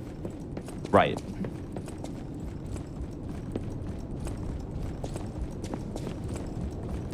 Oh, give me a sec. All right, we do our story here. There's actually supposed There's to a be little bit of quite a bit talking. of dialogue that's supposed to happen, but a lot of it gets skipped because we haven't done previous tasks. I'm sorry. And so we only talk to Antonia. We don't talk to Vanini or anyone else here. And now we are on our way to chapter 10, I believe. Yeah, I think there's Where- a brief chapter 10, but then pretty Right. soon we'll be in chapter 11. Right, and this is where we fight the Black Rabbit Brotherhood 2. Remember that fight that we AI broke all the way at the start of the game in Mountain District? This is part 2 of the fight. Yeah. They're back with a vengeance. And that's not just a saying, they're actually looking for revenge. But we'll see how we deal with them. The first time we embarrassed them by turning off their AI. This time we won't be doing the same thing, but I still don't think they're going to be very happy with us. Who would have guessed all this was beneath the hotel? Before we do that, though, there is some upgrade materials that we're going to get here. There's a butterfly that we're going to kill real quick. No, it's the strangest feeling. I think I've been here before. Yep, and that butterfly gives us a half moonstone. There's a technique crank, and No, this is there's- where you would normally go and fight the boss. Someone was dragged away from me. We have to follow. Hurry. But what Mitch is gonna do I can get it. is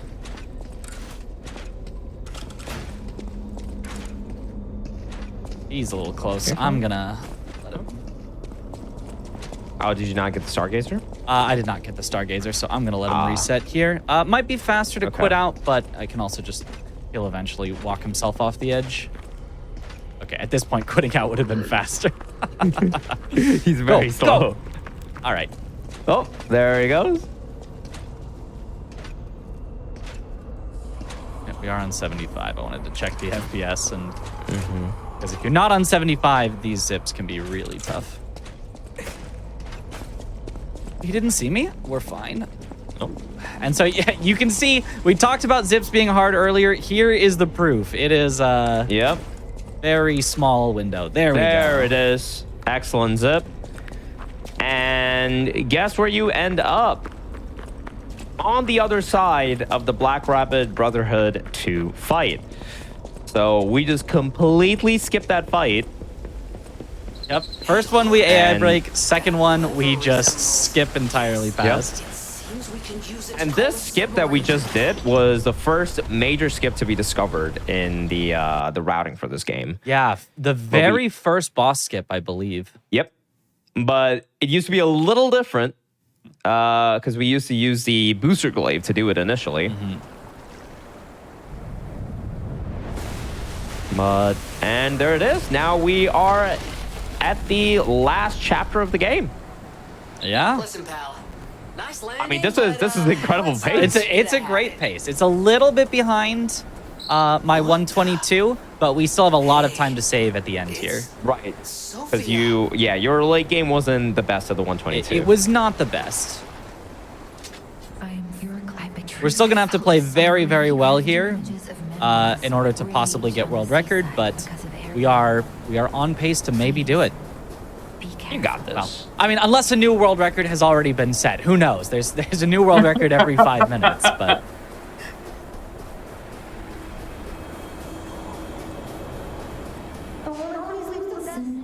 But lots of running now. We're basically in the last chapter of the game, which is funny considering we're only like 47 minutes into the run, but there's still around 30 to 35 minutes if you want to be on record pace, probably like around 30 minutes. And that mostly is because of the design of the final area. Unfortunately, there's not very many skips that we've managed to uncover in the final area because it is a massive vertical tower. Yeah. And there's very little movement tech that we've been able to discover for this area. There's a few skips that we can do, but they don't really save massive amounts of time. And the next 3 bosses, the 3 bosses that we have in the final area, all of them we fight. And this is really where things get difficult because we are completely underleveled. We have no money basically, and we're gonna fight basically the hardest bosses at the level we're at. Yeah, the next boss, we will literally get one shot with anything he does. For the final 2, we can get a little bit of defense. We can finally start to spend our ergo on level ups for the final 2. But until then, we are still one shot from death the whole time. Right.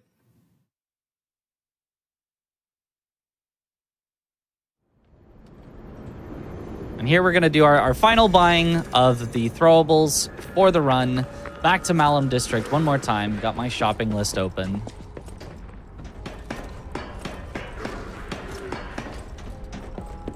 The bosses.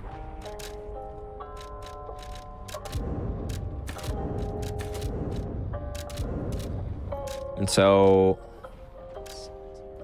what Mitch is going to do here is buy up enough consumables, throwables, for the last 2 to 3 bosses in the run all at once so that he doesn't have to come back for an extra trip.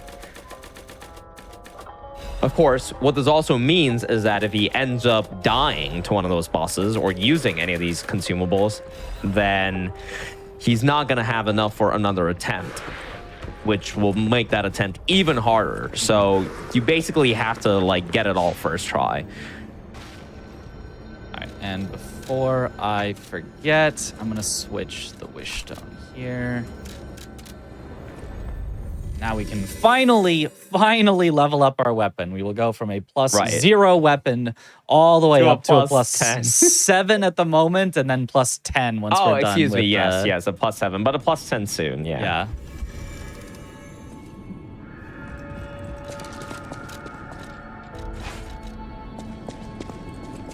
Yeah, the next 2 to 3 bosses are quite interesting. There's a decent amount of tech involved in fighting them, especially the second one that we're going to fight, which, in my opinion, is probably the coolest boss in the game, if not the hardest. But first, Mitch is going to be leveling up his weapon, of course. And the weapon of choice, once again, if you haven't noticed, it is the Greatsword of Fate Blade with the Wintry Rapier handle, which is a combination of both the starting weapons that we get. Yeah, and it does look a little silly when you see this giant blade on this little rapier handle.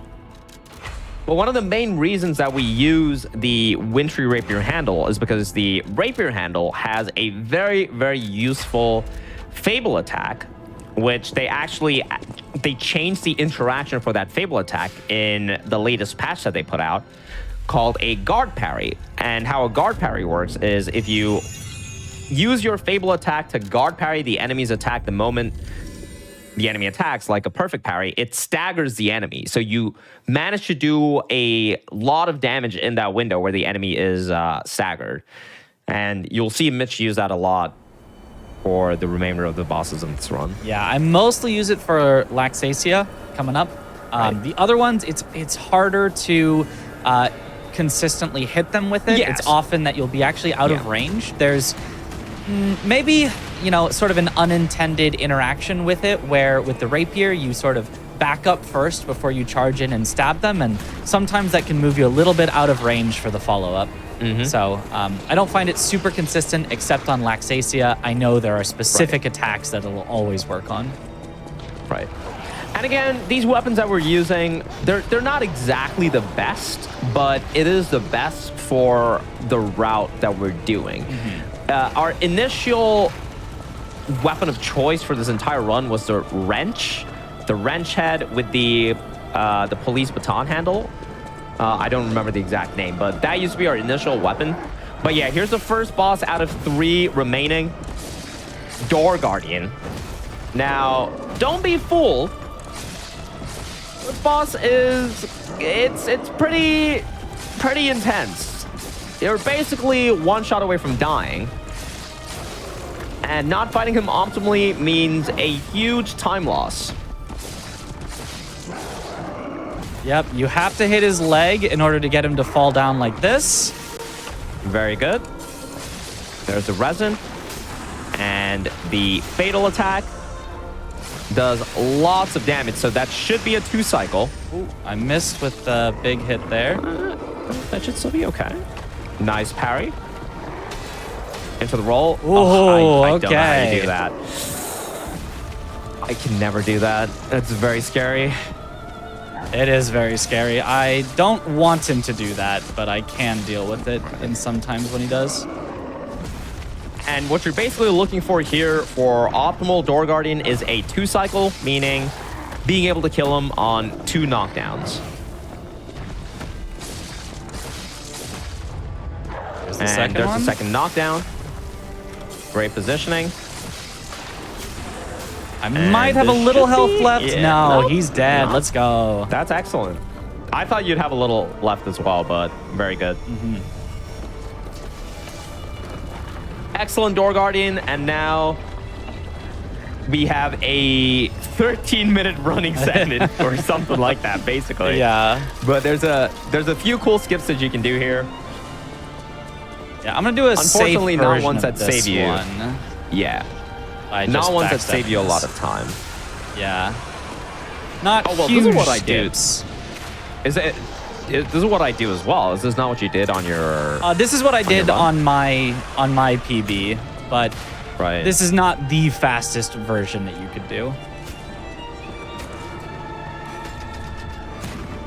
I wonder if you aggro the... Oh, doesn't there matter you if go. I did Very because nice I'm zip. across. Yeah, because you went across a little bit, so I was a little concerned. Yeah. It did sound like he might have been coming up, but luckily, not a concern this time. Right. But that's the first zip, and pretty soon you will see the second zip, which is a lot cooler in my opinion. Oh, I love the second zip here, yeah. Yeah. It doesn't always work, but when it does, it looks so nice. It's very good. Okay, please don't kill me.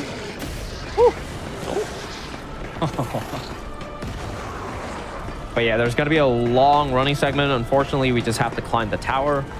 Hopefully someone comes up with a skip that avoids a lot of this, but Hopefully. as of now, it doesn't seem like there's much we can do simply because the terrain is just, or the way the structure is built doesn't lend itself to letting us do a lot of skips. But we'll see Mitch doing the second zip here, and this is a very cool zip. Normally what you'd have to do is go down and around and climb a ladder, but with good positioning and the right timing. Almost.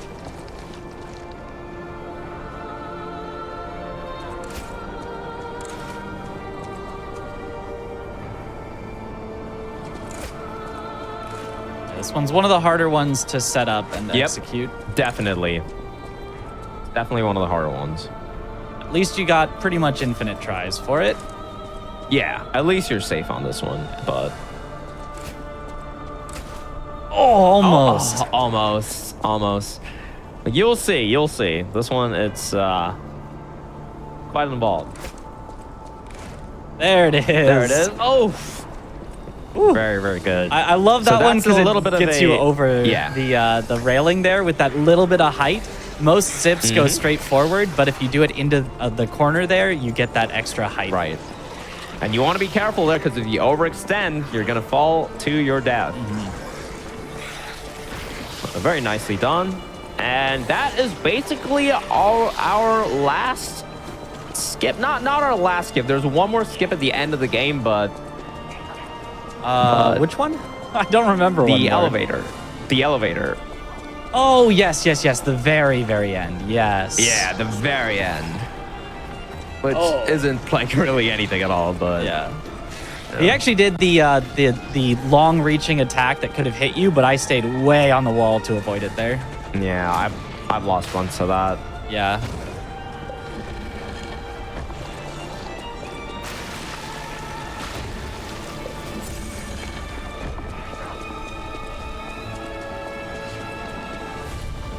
But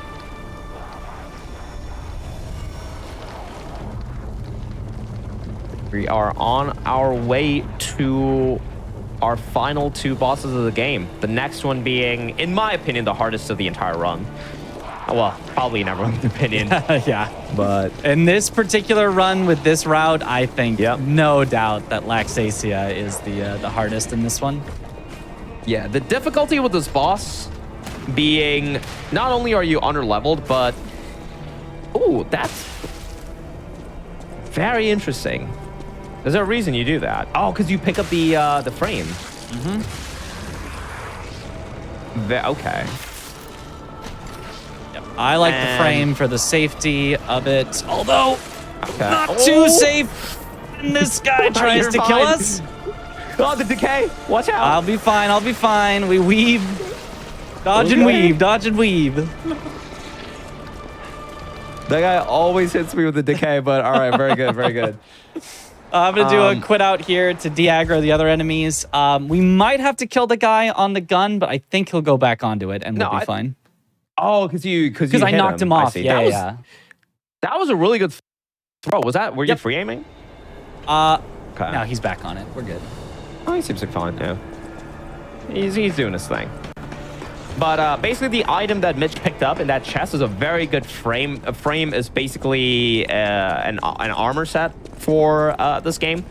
And it's really good. It gives you, I believe, around 36% damage reduction. So for safety, it's really good to pick up.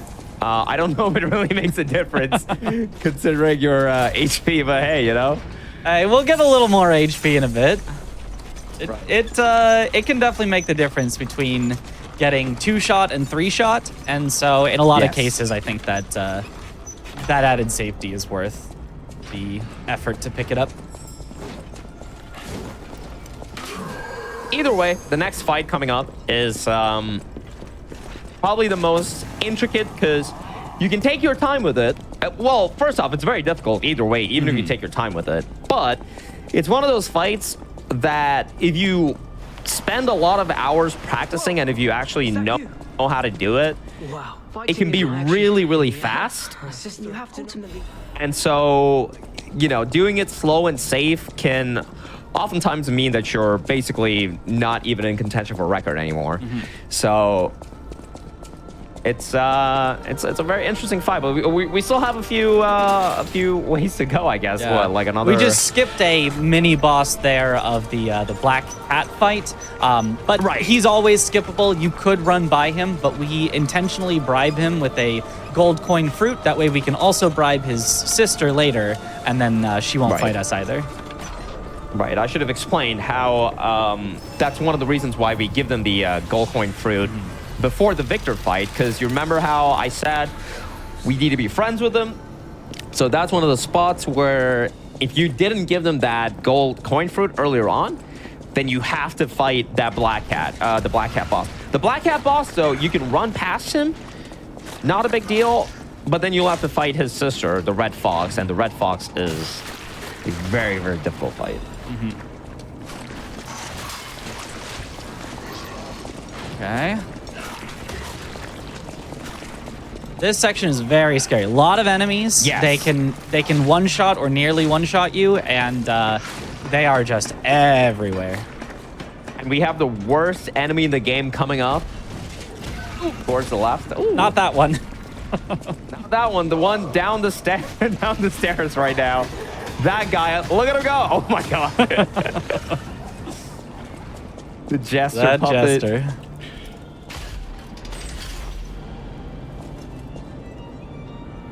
All right, and now that we've done it once, we have to go through that run sort of a second time to get back to the gate that we just opened up. Yeah. But the second time around, it's not as bad. So, I don't know. Sometimes it's worse because they're already a lot of the enemies are already activated. Like especially this one little guy right here. Oh, got a strike. Is nice. The babies. Yep. But Mitch has made it past the Dungeon of Death. And now we have one more short running segment before we get to Luxasia. Shortish. We also have a few more upgrade materials to pick up that can be very scary. Yes. So this one here, there's actually one at the bottom of the ladder that I should have picked up on the way, up here, but it's very hard to do that consistently. So I like to actually go up, which de-aggroes all the enemies, drop down again, and grab it while they're rebuffing themselves. Interesting. Wait, so do you not get the butterfly then? I do not get the butterfly. I find the butterfly to be too inconsistent for me. I don't. Right. Okay. I'm sure at some point we'll time out what strategies are fastest, but for right now, I hate doing the butterfly. I might start doing what you just did with this guy, or with that half moonstone. That seems safe. Yeah. But yeah, that's the butterfly that we were talking about. There is a half moonstone that you can pick up if you kill that butterfly, but... And basically, all these half moonstones, what they're basically doing is those are upgrade materials that give you... That go... upgrade your weapon, from a +7, I believe, to a +9. Yeah, it's from, I guess, +6 would be what you have before you upgrade it with them, and +9 is what you can get after you upgrade with them. Oh, right, yeah.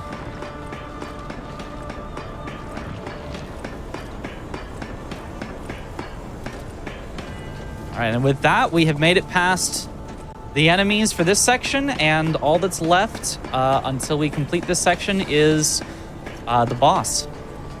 Yep. Excellent pace. Yeah.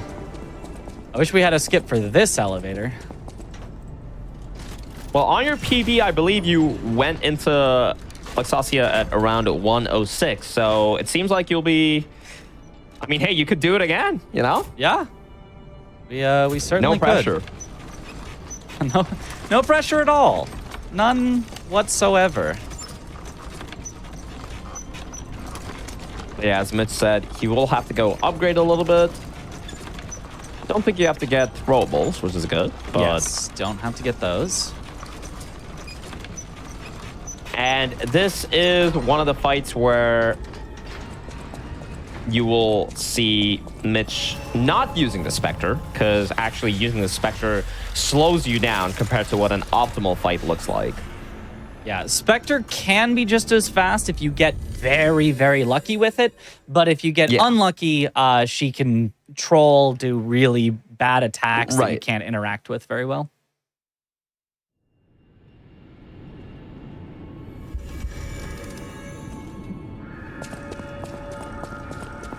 You have to look up at the house.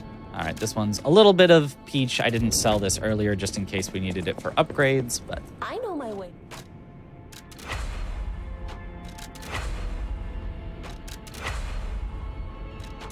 Okay, and then last thing is I like to get a full Fable, which you can do just by taking one step outside. Fills up your entire Fable bar. So we'll have it for the Luxasia fight. And you'll see Mitch using the Fable to guard parry. All right, do you want me to talk during the fight, or... Yes, please talk during the fight. Don't let it drag on in silence, but I will not be able to say anything. I will be focusing. All right, for sure. I will call every mistake. Yes. Wonderful. All right. But here we go. We're all set up. Let's go. Hardest fight in the run for me personally, and I believe for everyone, but this is Luxasia.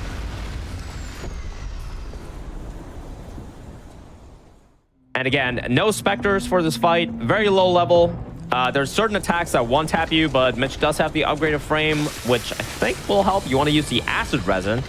The Abrasive, excuse me. Oh. And misses the first. Oh. That's, of all the ways to die, I'd rather die to that than anything else. Yeah. That... Honestly, that's not the worst. That's not the worst death, because you really died not right that at the bad. start. Yeah. This is better than dying at the end of phase 2. So, okay. But yeah, that's the fight basically. So that was meant to be a guard parry. Unfortunately, I think the timing was a little off. A little off. I was a little early. But not to worry. Just gonna do it again. And there it is. That's what's meant to happen. He immediately breaks the shield. Acid abrasive. Luxasia is weak to acid. Very nice dodge. Double parry. Ooh, really, really nice. And you can see she's already down like half each of your 2 guard parries. Now, you want to guard parry that attack just as Mitch did over there, and you'll see the value of guard parry since it breaks enemy combos. And she can go in this incredible combo frenzy. Oh, the quick grab. The quick grab. We live You with that though. electric shock. Oh, it's so brutal. Yep, it's gonna melt your Fable. Oh, she's coming in. You can guard parry this. Oof.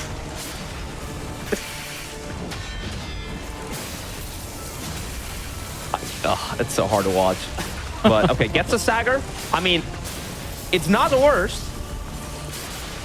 Shock will slow him down a little because Mitch likes to have an extra Fable bar for the start of phase 2. Yeah, I do like it, but we're not going to be able to do it for this one. Unfortunately not. And, gets a slow attack as well. Okay. Oh, never mind. Okay, very good. Transitions into phase 2. Now, there's a very good way to start phase 2. 2 acid throwables right at the start. Acid abrasive. Throw more acid when she's in the air. 4 more. Parry all the lightning. There's 6 lightning that you can parry. Oh, parries 5. Very good. Oh. Laid on the perfect guard. Laid on the perfect guard. Yep, yeah. yep. Okay, well, that's bad. That is bad. Yeah, well, you could Spectre if you want to, I guess. I still think I would rather not Spectre. But what I am going to do is I'm going to go back to the hotel real quick. Whoops. Fill the Fable up. I'm going to save the Acid Abrasive for phase 2 this time. And we're gonna hopefully just get a good, clean phase 2. This isn't the end of the world because we can buy more throwables for Monas. But it does mean we are definitely not getting world record anymore, unfortunately.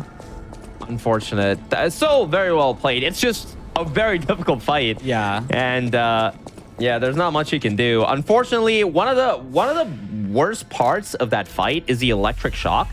For those of you that don't know what electric shock does, is it's a status effect in the game, and if you have it applied onto you, it drains your Fable bar, and the Fable bar is what we need to do the guard parries, right? And it does like a lot of damage, so it's quite tough to be hit with one of those in the fight. I'm not trying to cut y'all off, but if you want to do a run right now, you can like restart if you want. Ooh. A 1 more versus a finish this one out. Yeah, your call. Ooh. I don't know. We're so close to the end. I feel like I should get one in. Well, I'm saying if you restart right now, you can do the next one all the way through, and hopefully that one's the world record.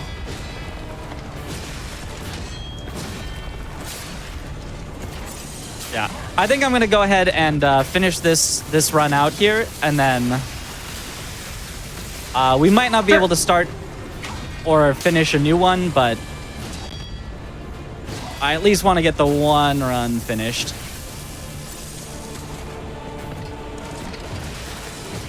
All right. Okay.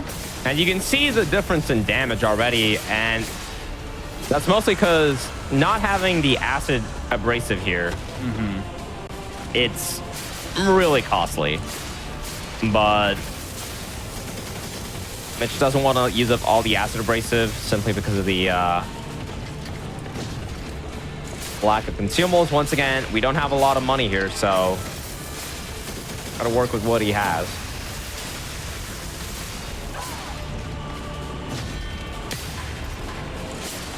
But yeah, this fight, it's quite a hard fight, especially that opener in phase 2. You can do a lot of damage at the opener in phase 2 if you do it right, but One death, and... Oof, oof.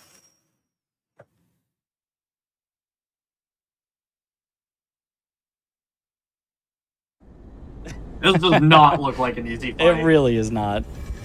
It really isn't.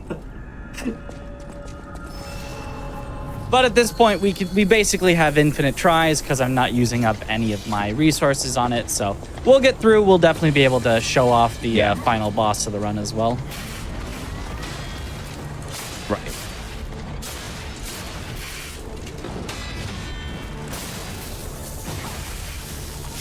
And this is one of those fights where you can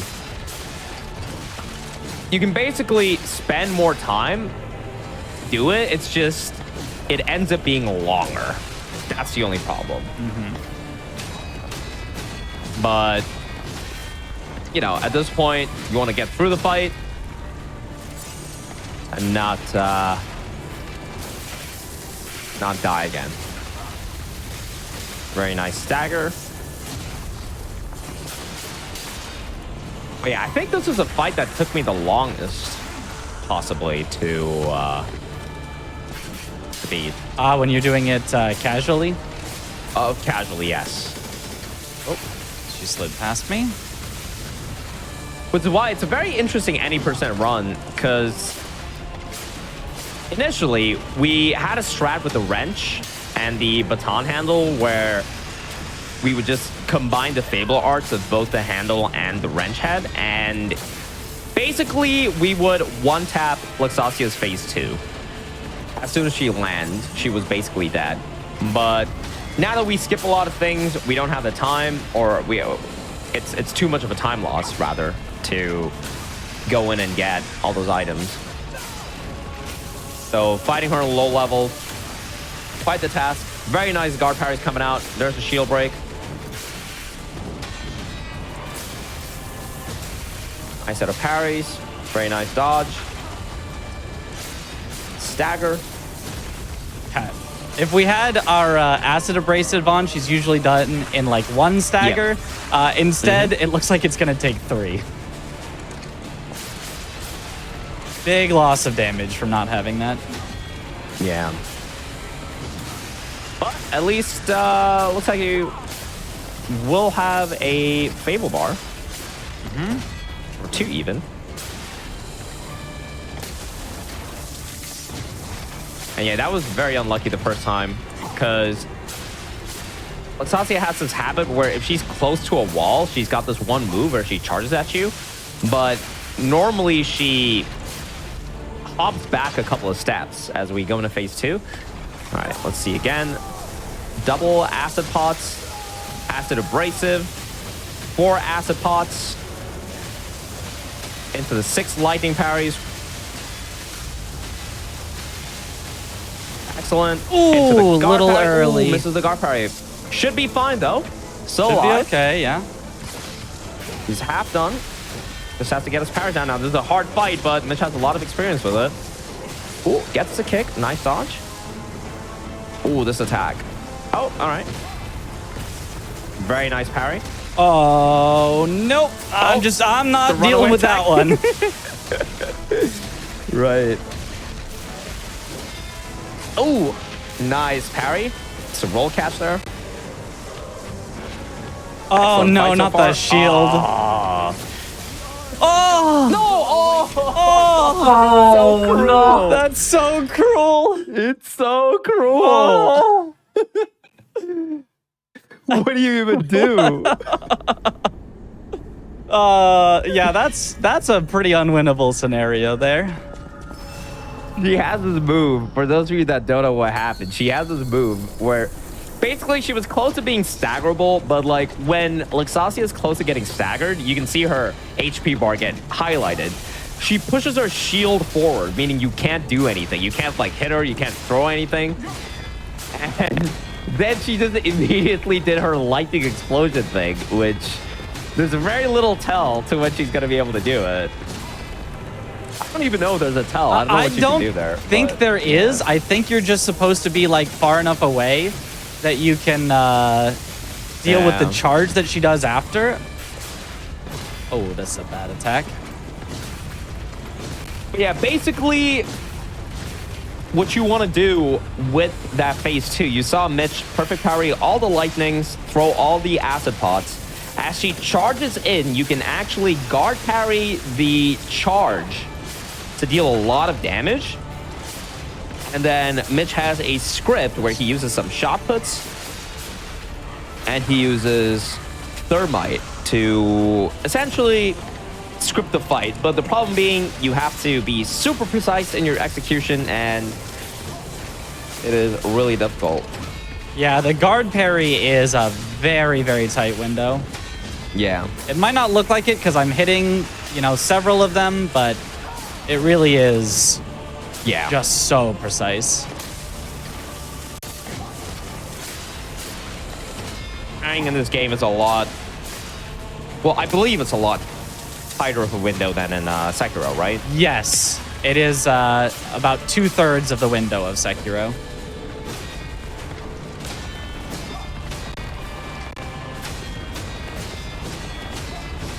But yeah, this is why we... the latter half of this run is just... There's so much that happens all at once.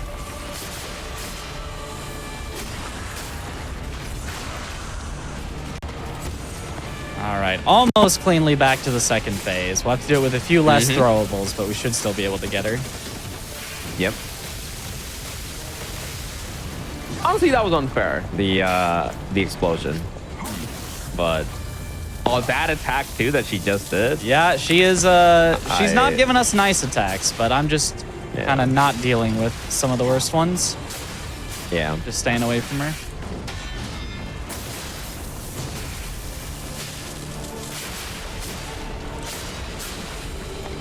Very clean phase 1. There. Okay.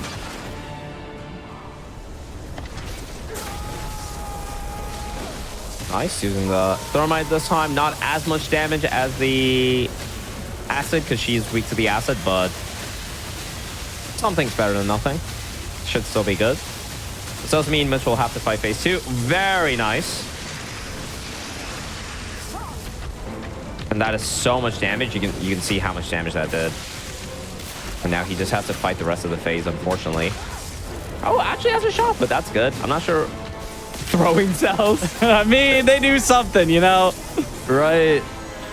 So they're not very good. The electric cells are not very good against Luxasia, but, you know, it's the best you have, so... Okay. Oof. Ah. Nice. Ooh, she misses. Oof, okay. The double. Oh, oh. Ooh, the Don't kick. like that. Oh, God, it's so scary. All right, you got this. You got this. Nice parries. Another kick. Oh, my God, she's just relentless. Oh, nope. That's the wrong item. No. Oh, no. God. Oh. No! Oh, dude, I can't believe her. Oh, she didn't give me a single lightning. Yeah, that's single aerial. crazy. She didn't give me a single lightning. Alright, I may just load a save that has throwables back to get through her and show off the final fight here. Because this is a little crazy.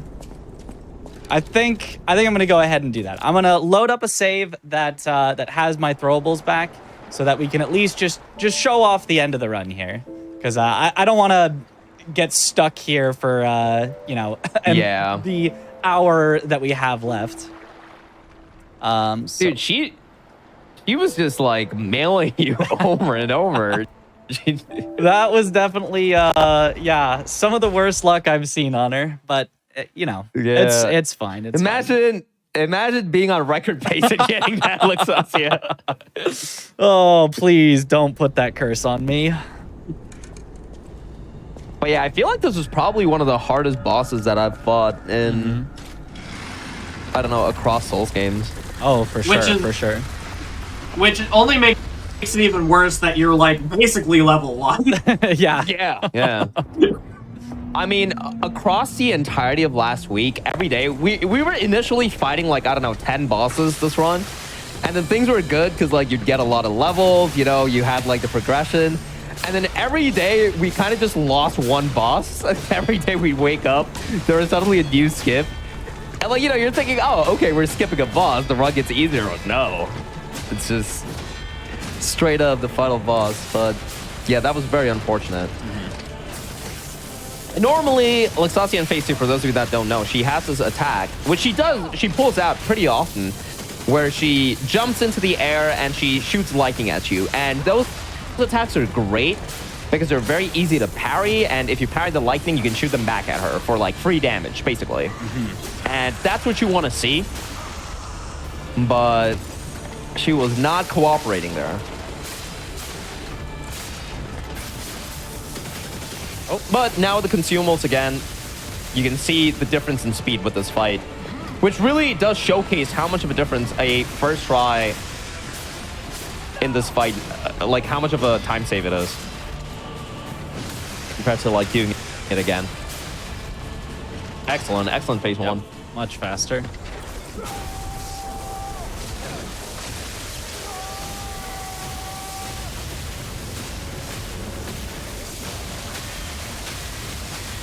And the parry's coming in. Very nice. Into the guard parry as well. That's exactly what you want to see. And now the shot put, double shot put into the stagger. And now the 2 thermite comes out. Wait for the explosion. Into the riposte. It was basically a strat that Mitch came up with. And she's dead. Into 3 thermite. And that's it. It's that simple. It's that simple. The perfect Luxasia Phase 2 fight is basically that simple. It's just very precise, and once you're out of your consumables, it's just a nightmare. But hey, at least I got to show Nicely off done. that nice, perfect fight there, at least for this time. Just, you know, in a real run, we'd reset, and then eventually you get that good fight, but in a marathon luck, you know, it always happens where you run out of all your resources and you just unfortunately have to load a save. But honestly, like both the runs that you've done today, really incredible pace. Oh yeah, for sure. It's this is such a fun run, at least for me, where it feels like if you play well, you can always get a pretty good pace into the late game. The late game is so hard, it's so easy to just die, but you can always get there on pretty good pace if you're playing well. Right. And now we have another shorter running segment. It's not as long as the first one that we did to Luxasia, but we are on our way to the final boss of the run, the final boss of the game. Final boss of the any percent. There is one extra boss that is optional that we don't do in the any percent, but the final boss that we're going to right now is Simon Manus. And that is a boss that Mitch yesterday on his PB run, he died to actually, which is did you have to bring that up? Did you have to? Well, I wanted to say, I wanted to set the stage, to explain how impressive the 122 you got was, even with that death. Yeah, the final boss is, I'd say, a step down from Luxasia in terms of difficulty, but he does have a couple of combos that can kind of kill you from full. So does Luxasia, and unfortunately, I did just get caught by one of those and did not make it through the fight. Yeah, his Simon's fight is more, I would say, RNG than Luxasia, and I think that's especially his phase 2. He's got a lot of combos, very reminiscent of the Elden Beast from Elden Ring, with some of the ways the combos interact with each other. Sometimes you just don't have any room to breathe, but one of those boss fights.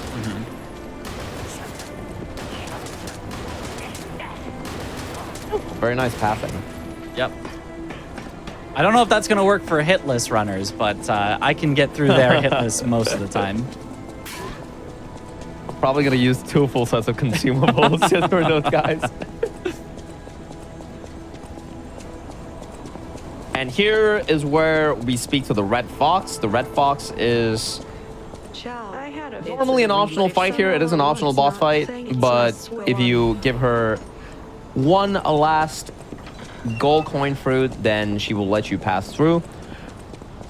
Thankfully, because her fight is actually quite difficult.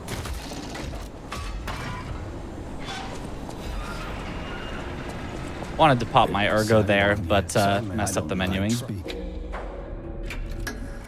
I see. I gave you. But remember, prong. I like how they give you the option there to tell your dad, sorry, you were not a good father to me. Just like, nah, you sucked. I felt so bad. And what's funny is that's the truth option. Saying no, you were a horrible father is the truth option. Well, it makes sense towards the end of the game. Yeah. So.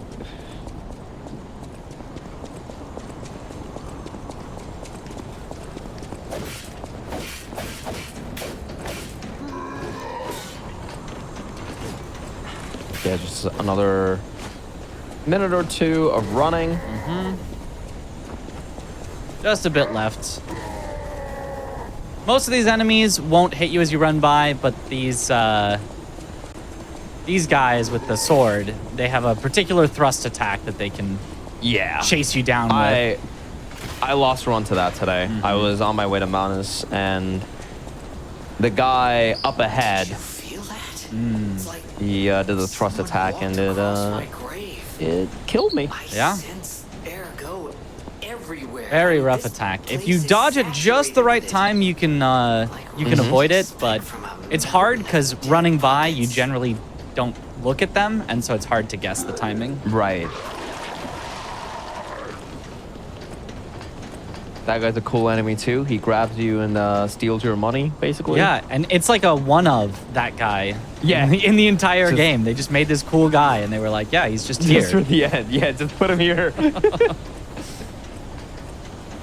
Yeah, this guy coming up, I died to him. Yeah, this guy. That was tragic. Ooh, we got a good attack.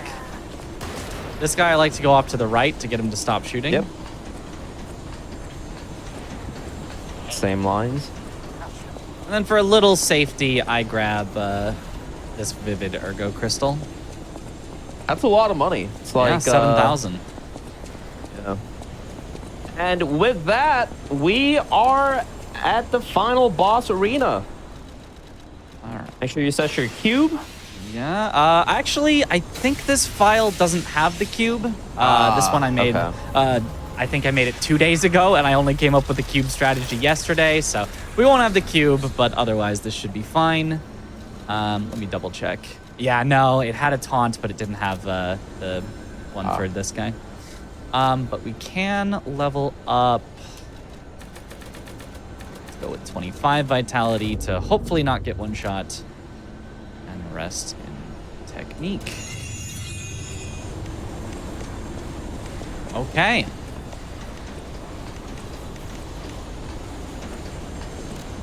And our final Spectre. And here we go. Final boss fight. Final boss of the game. Show me everything you have. Up with Geppetto. Now, the fight is very chaotic. That is a good way to put it. Yeah, he's got 9 different sweep attacks basically. I'm just gonna avoid this one. Yep. That's a rough one. So I just let him hit the Spectre with that. And it's quite a difficult boss to deal with in the first phase, just because the way he moves, his hitboxes. I'm not sure if anyone's ever labbed this fight out to the point of making it optimal. But the first phase, at least, is not overly difficult. Right. And now we go into phase 2. And this is where things start to, they start to get a little complicated. Disruption comes in. He's got spells. He's got an extra arm. He starts, like, rolling around a lot. We do have consumables, but the throwables don't really do as much damage as you think they would to him. Yeah, we can get him to about half with our throwables. Right. Which is pretty good still. And the Spectre is basically useless? Yeah, kind of For might the as well space. be. Oh, my throwables menuing is, is off here.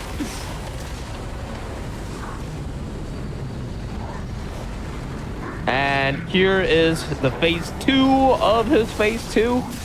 There's a giant hand of God that comes from the sky. It basically one-shots you. The Spectre is dead, but his thing is still shooting the Spectre's dead body. And now it's just Mitch and Simon Manos.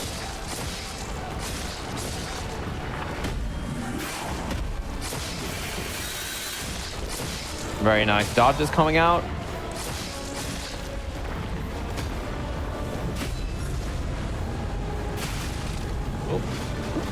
Not quite so good of a dodge there. Yep. And the thing still went on the Spectre corpse for some reason. It did. It did. So the gimmick with this fight, rather not gimmick, but I guess along with all the other spells or effects that are going around in the arena, there is a timer which a random hand pops out from the sky and it basically it's right comes here. down. Yep, it's coming. I It's gotta coming. run. I gotta run. Otherwise, I would have probably finished him off there. Oh, we're safe. It's got a massive AoE, and it basically one-shots you. It does so much damage, and according to lore, it's meant to be the hand of God, but yeah. Oh, he's been giving you that attack a lot. Nice parry. And one more hit. Oh, there we go. There it is. Very, very good. That is the end of the final boss of the any percent. Woo!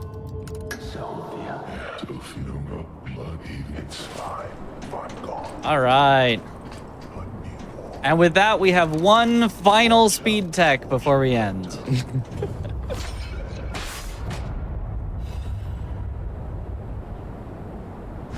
Which is to die. So this elevator, it is scripted so that as soon as it starts heading down, if you die, it puts you at the bottom. This is probably to save you from getting stuck up at the top with no way to get down.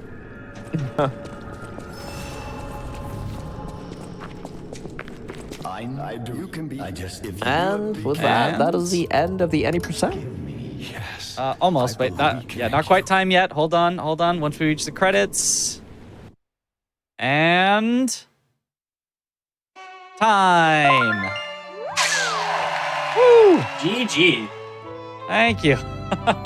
A bit of a rough one, but I'm happy with the decision to just finish that one out. I think if we started another one, we could have gotten stuck again, and That's fair. I'm happy with getting to show off that final boss there. This looks like so I wasn't really sure what to expect. I intentionally didn't keep up with this because I wanted to be surprised. I cannot believe how difficult the second part of this game looks like. And it makes sense with, you know, skipping everything, but oh my god, it looks brutal. Yeah, it's a lot of fun casually. I think just playing the game, you know, amazing game, love it, and the speedrun really turns it up to 11. And it's a cool route, but you know, over the next few weeks, I think I'll need a little more practice to get perfect at those. Yeah, for sure. That's the other thing, is this game's not been out for that long, so I'm sure, especially with all the new tricks and stuff that are being found daily, this is going to look so different in about a month. So it's nice to be able to see it, you know, within the first 2 weeks before it gets to completely broken level. Now, before we end here, if we've got time, I can show off one of the skips that I did not do in this particular run.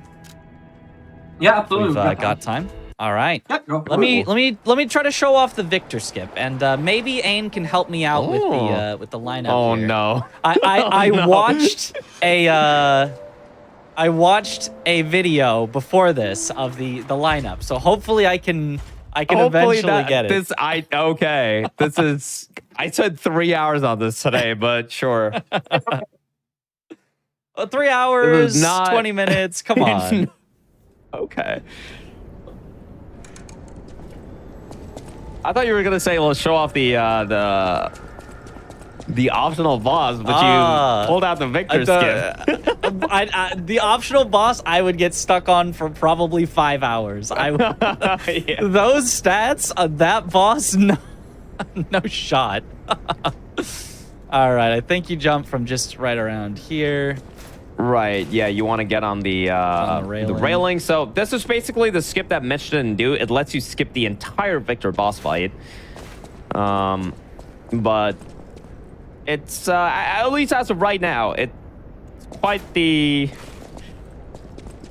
There's a decent amount of setup involved. All right, I'm going to aim a little bit further right. Right. Quite. This is actually the easy part of the skip, by the way, getting on this railing. Or at least it's from the supposed top. to be. From the top, the thing. Yeah, I stand right next to the thing. Like, I hug the thing on your right, and then I look to the right of the thing at the bottom. Like about and then there? I do a neutral. Yeah, and I just do a neutral forward jump. Okay. Like, you don't want to move. You just want to, like, immediately jump. I see. Okay. Oh, yeah. Okay, gotcha. Yeah. Ooh, almost super close, but I like that setup. I'll just maybe like a bit more to the right or something. Yeah. Probably around there. Yeah. Nice. Excellent. There you go. Thank you. Okay, now there's a black dot there, right above the head. And you put your. There's a white line. That is. Somewhere next to the black dot. Somewhere next to the black dot. Hold on. I think I can see it. I can see it. And you want to put your shoe, on there. It's got to be on the middle. Yeah. And then you want to face your character at, I think it's that black dot right there. Make sure. Is it? I can't see because of the Discord bitrate, but sure. Right. I think it's that black dot right above the character's head right there. And then you want to turn your camera this way so that your fourth... no, your third. Your third is... Well, I think the setup I was looking at had it the fourth past the curtain. Oh, really? Oh, okay. Which was a little weird. I thought it was... Yeah, you know what? Fourth actually makes sense. Yeah, fourth. Okay. I think it was about there. Yeah. Okay. I think this should be the setup. It's probably not going to work. You just got to land the timing. Now I just got to land the timing, yeah. So it's R1 and then hold forward, charge R2, right? Right, yeah. All right, let's try it out. Let's see if I can somehow get this first try. Also, we need to be on 120 FPS. Okay. Let's see. Mm-hmm. Late on the charge R2. I almost had it. Almost had it. This is my first time ever trying this, but we almost had it.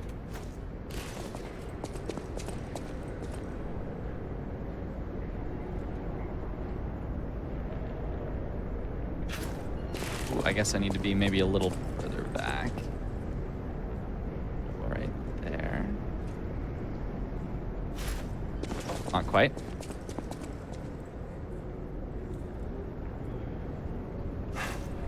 Oh. Wonder if he has to be like forward, maybe? Yeah, let's try a little forward instead. Maybe I'm getting stuck on it itself. Yeah. Yep. There we go. Yeah. Almost launched myself off. Okay. Yeah, this is a strat that basically got developed yesterday. overnight, I suppose. Mm-hmm. And now we're trying to get them in runs. And that dot on the white line, I think that's right. And then put this there. Okay. Ooh, close. Ooh. I think I was a little too early on the You were a charger, little too. too early. Yeah, Yeah, you just yeah. had to like wait. I think you basically got to start the charge R2 when you're at the sort of at the top. Hmm.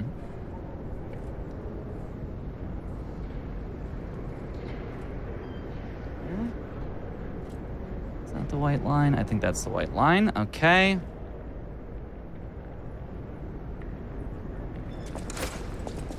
There it is. Oh! Ooh.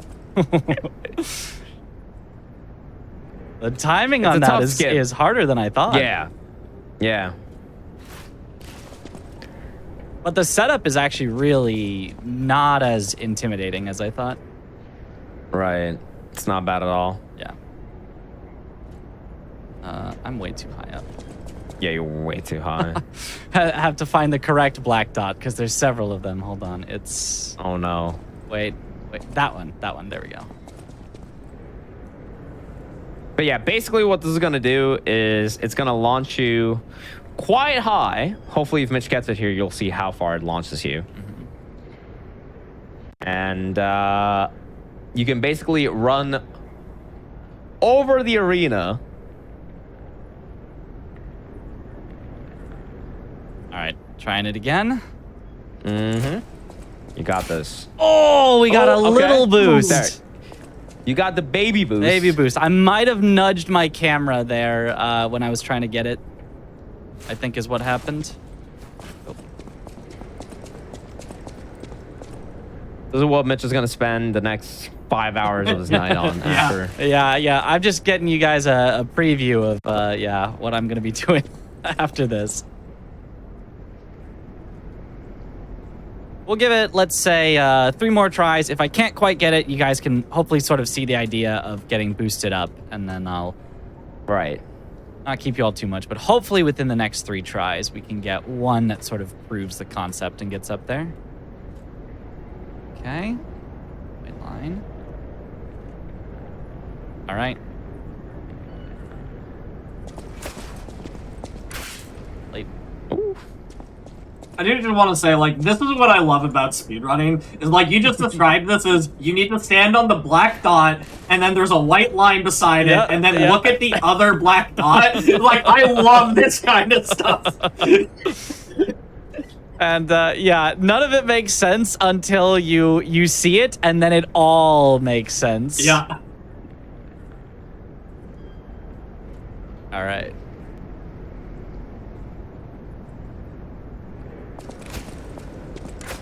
Oh, there it is. No! I didn't jump at the end. That could have been it. That had the height. I just didn't. The ending is also a little tricky. You have to block, then run, then jump to make it up. I didn't quite get the ending bit, but that's the idea. You get above Victor's arena, and you just walk around above the top of it. It's very, very cool. I won't keep you all too much longer as I just practice this, but that is another cool skip that you will absolutely see in the next world records coming out from this game. So, I think we'll go ahead and wrap up there and do our whole wrapping up thing. So I've been Mitriz. You can find me on Twitch at twitch.tv/Mitriz doing this game and others, Armored Core, Sekiro, Elden Ring, things like that. Oh, and I'm Ainrun, yeah. Thanks for having me, Mitch. Hope you guys enjoyed taking a look at our speedrun for Liza P. Hopefully this game develops further. You can find me at twitch.tv/Ainrun. I do more runs like these as well. Speedruns, challenge runs, hitless runs. But yeah, hope everyone enjoyed. Yeah, and thank you so much, GDQ, for having us. And thank you both so much for being on. This was absolutely a fantastic showcase. I had so much fun just watching how difficult and like how just much you've been able to like get used to this game in such a short period of time, and all of the cool skips the community has found. So thank you so much, both of you, for being on. With that said, that's going to be all for our showcase for tonight. We do have another show coming up. We're going to have Think Fast. And just as a reminder, the first step will be back in its scheduled time next week at 7 p.m. Eastern. We're going to take a quick break, everybody. Stay tuned for Think Fast.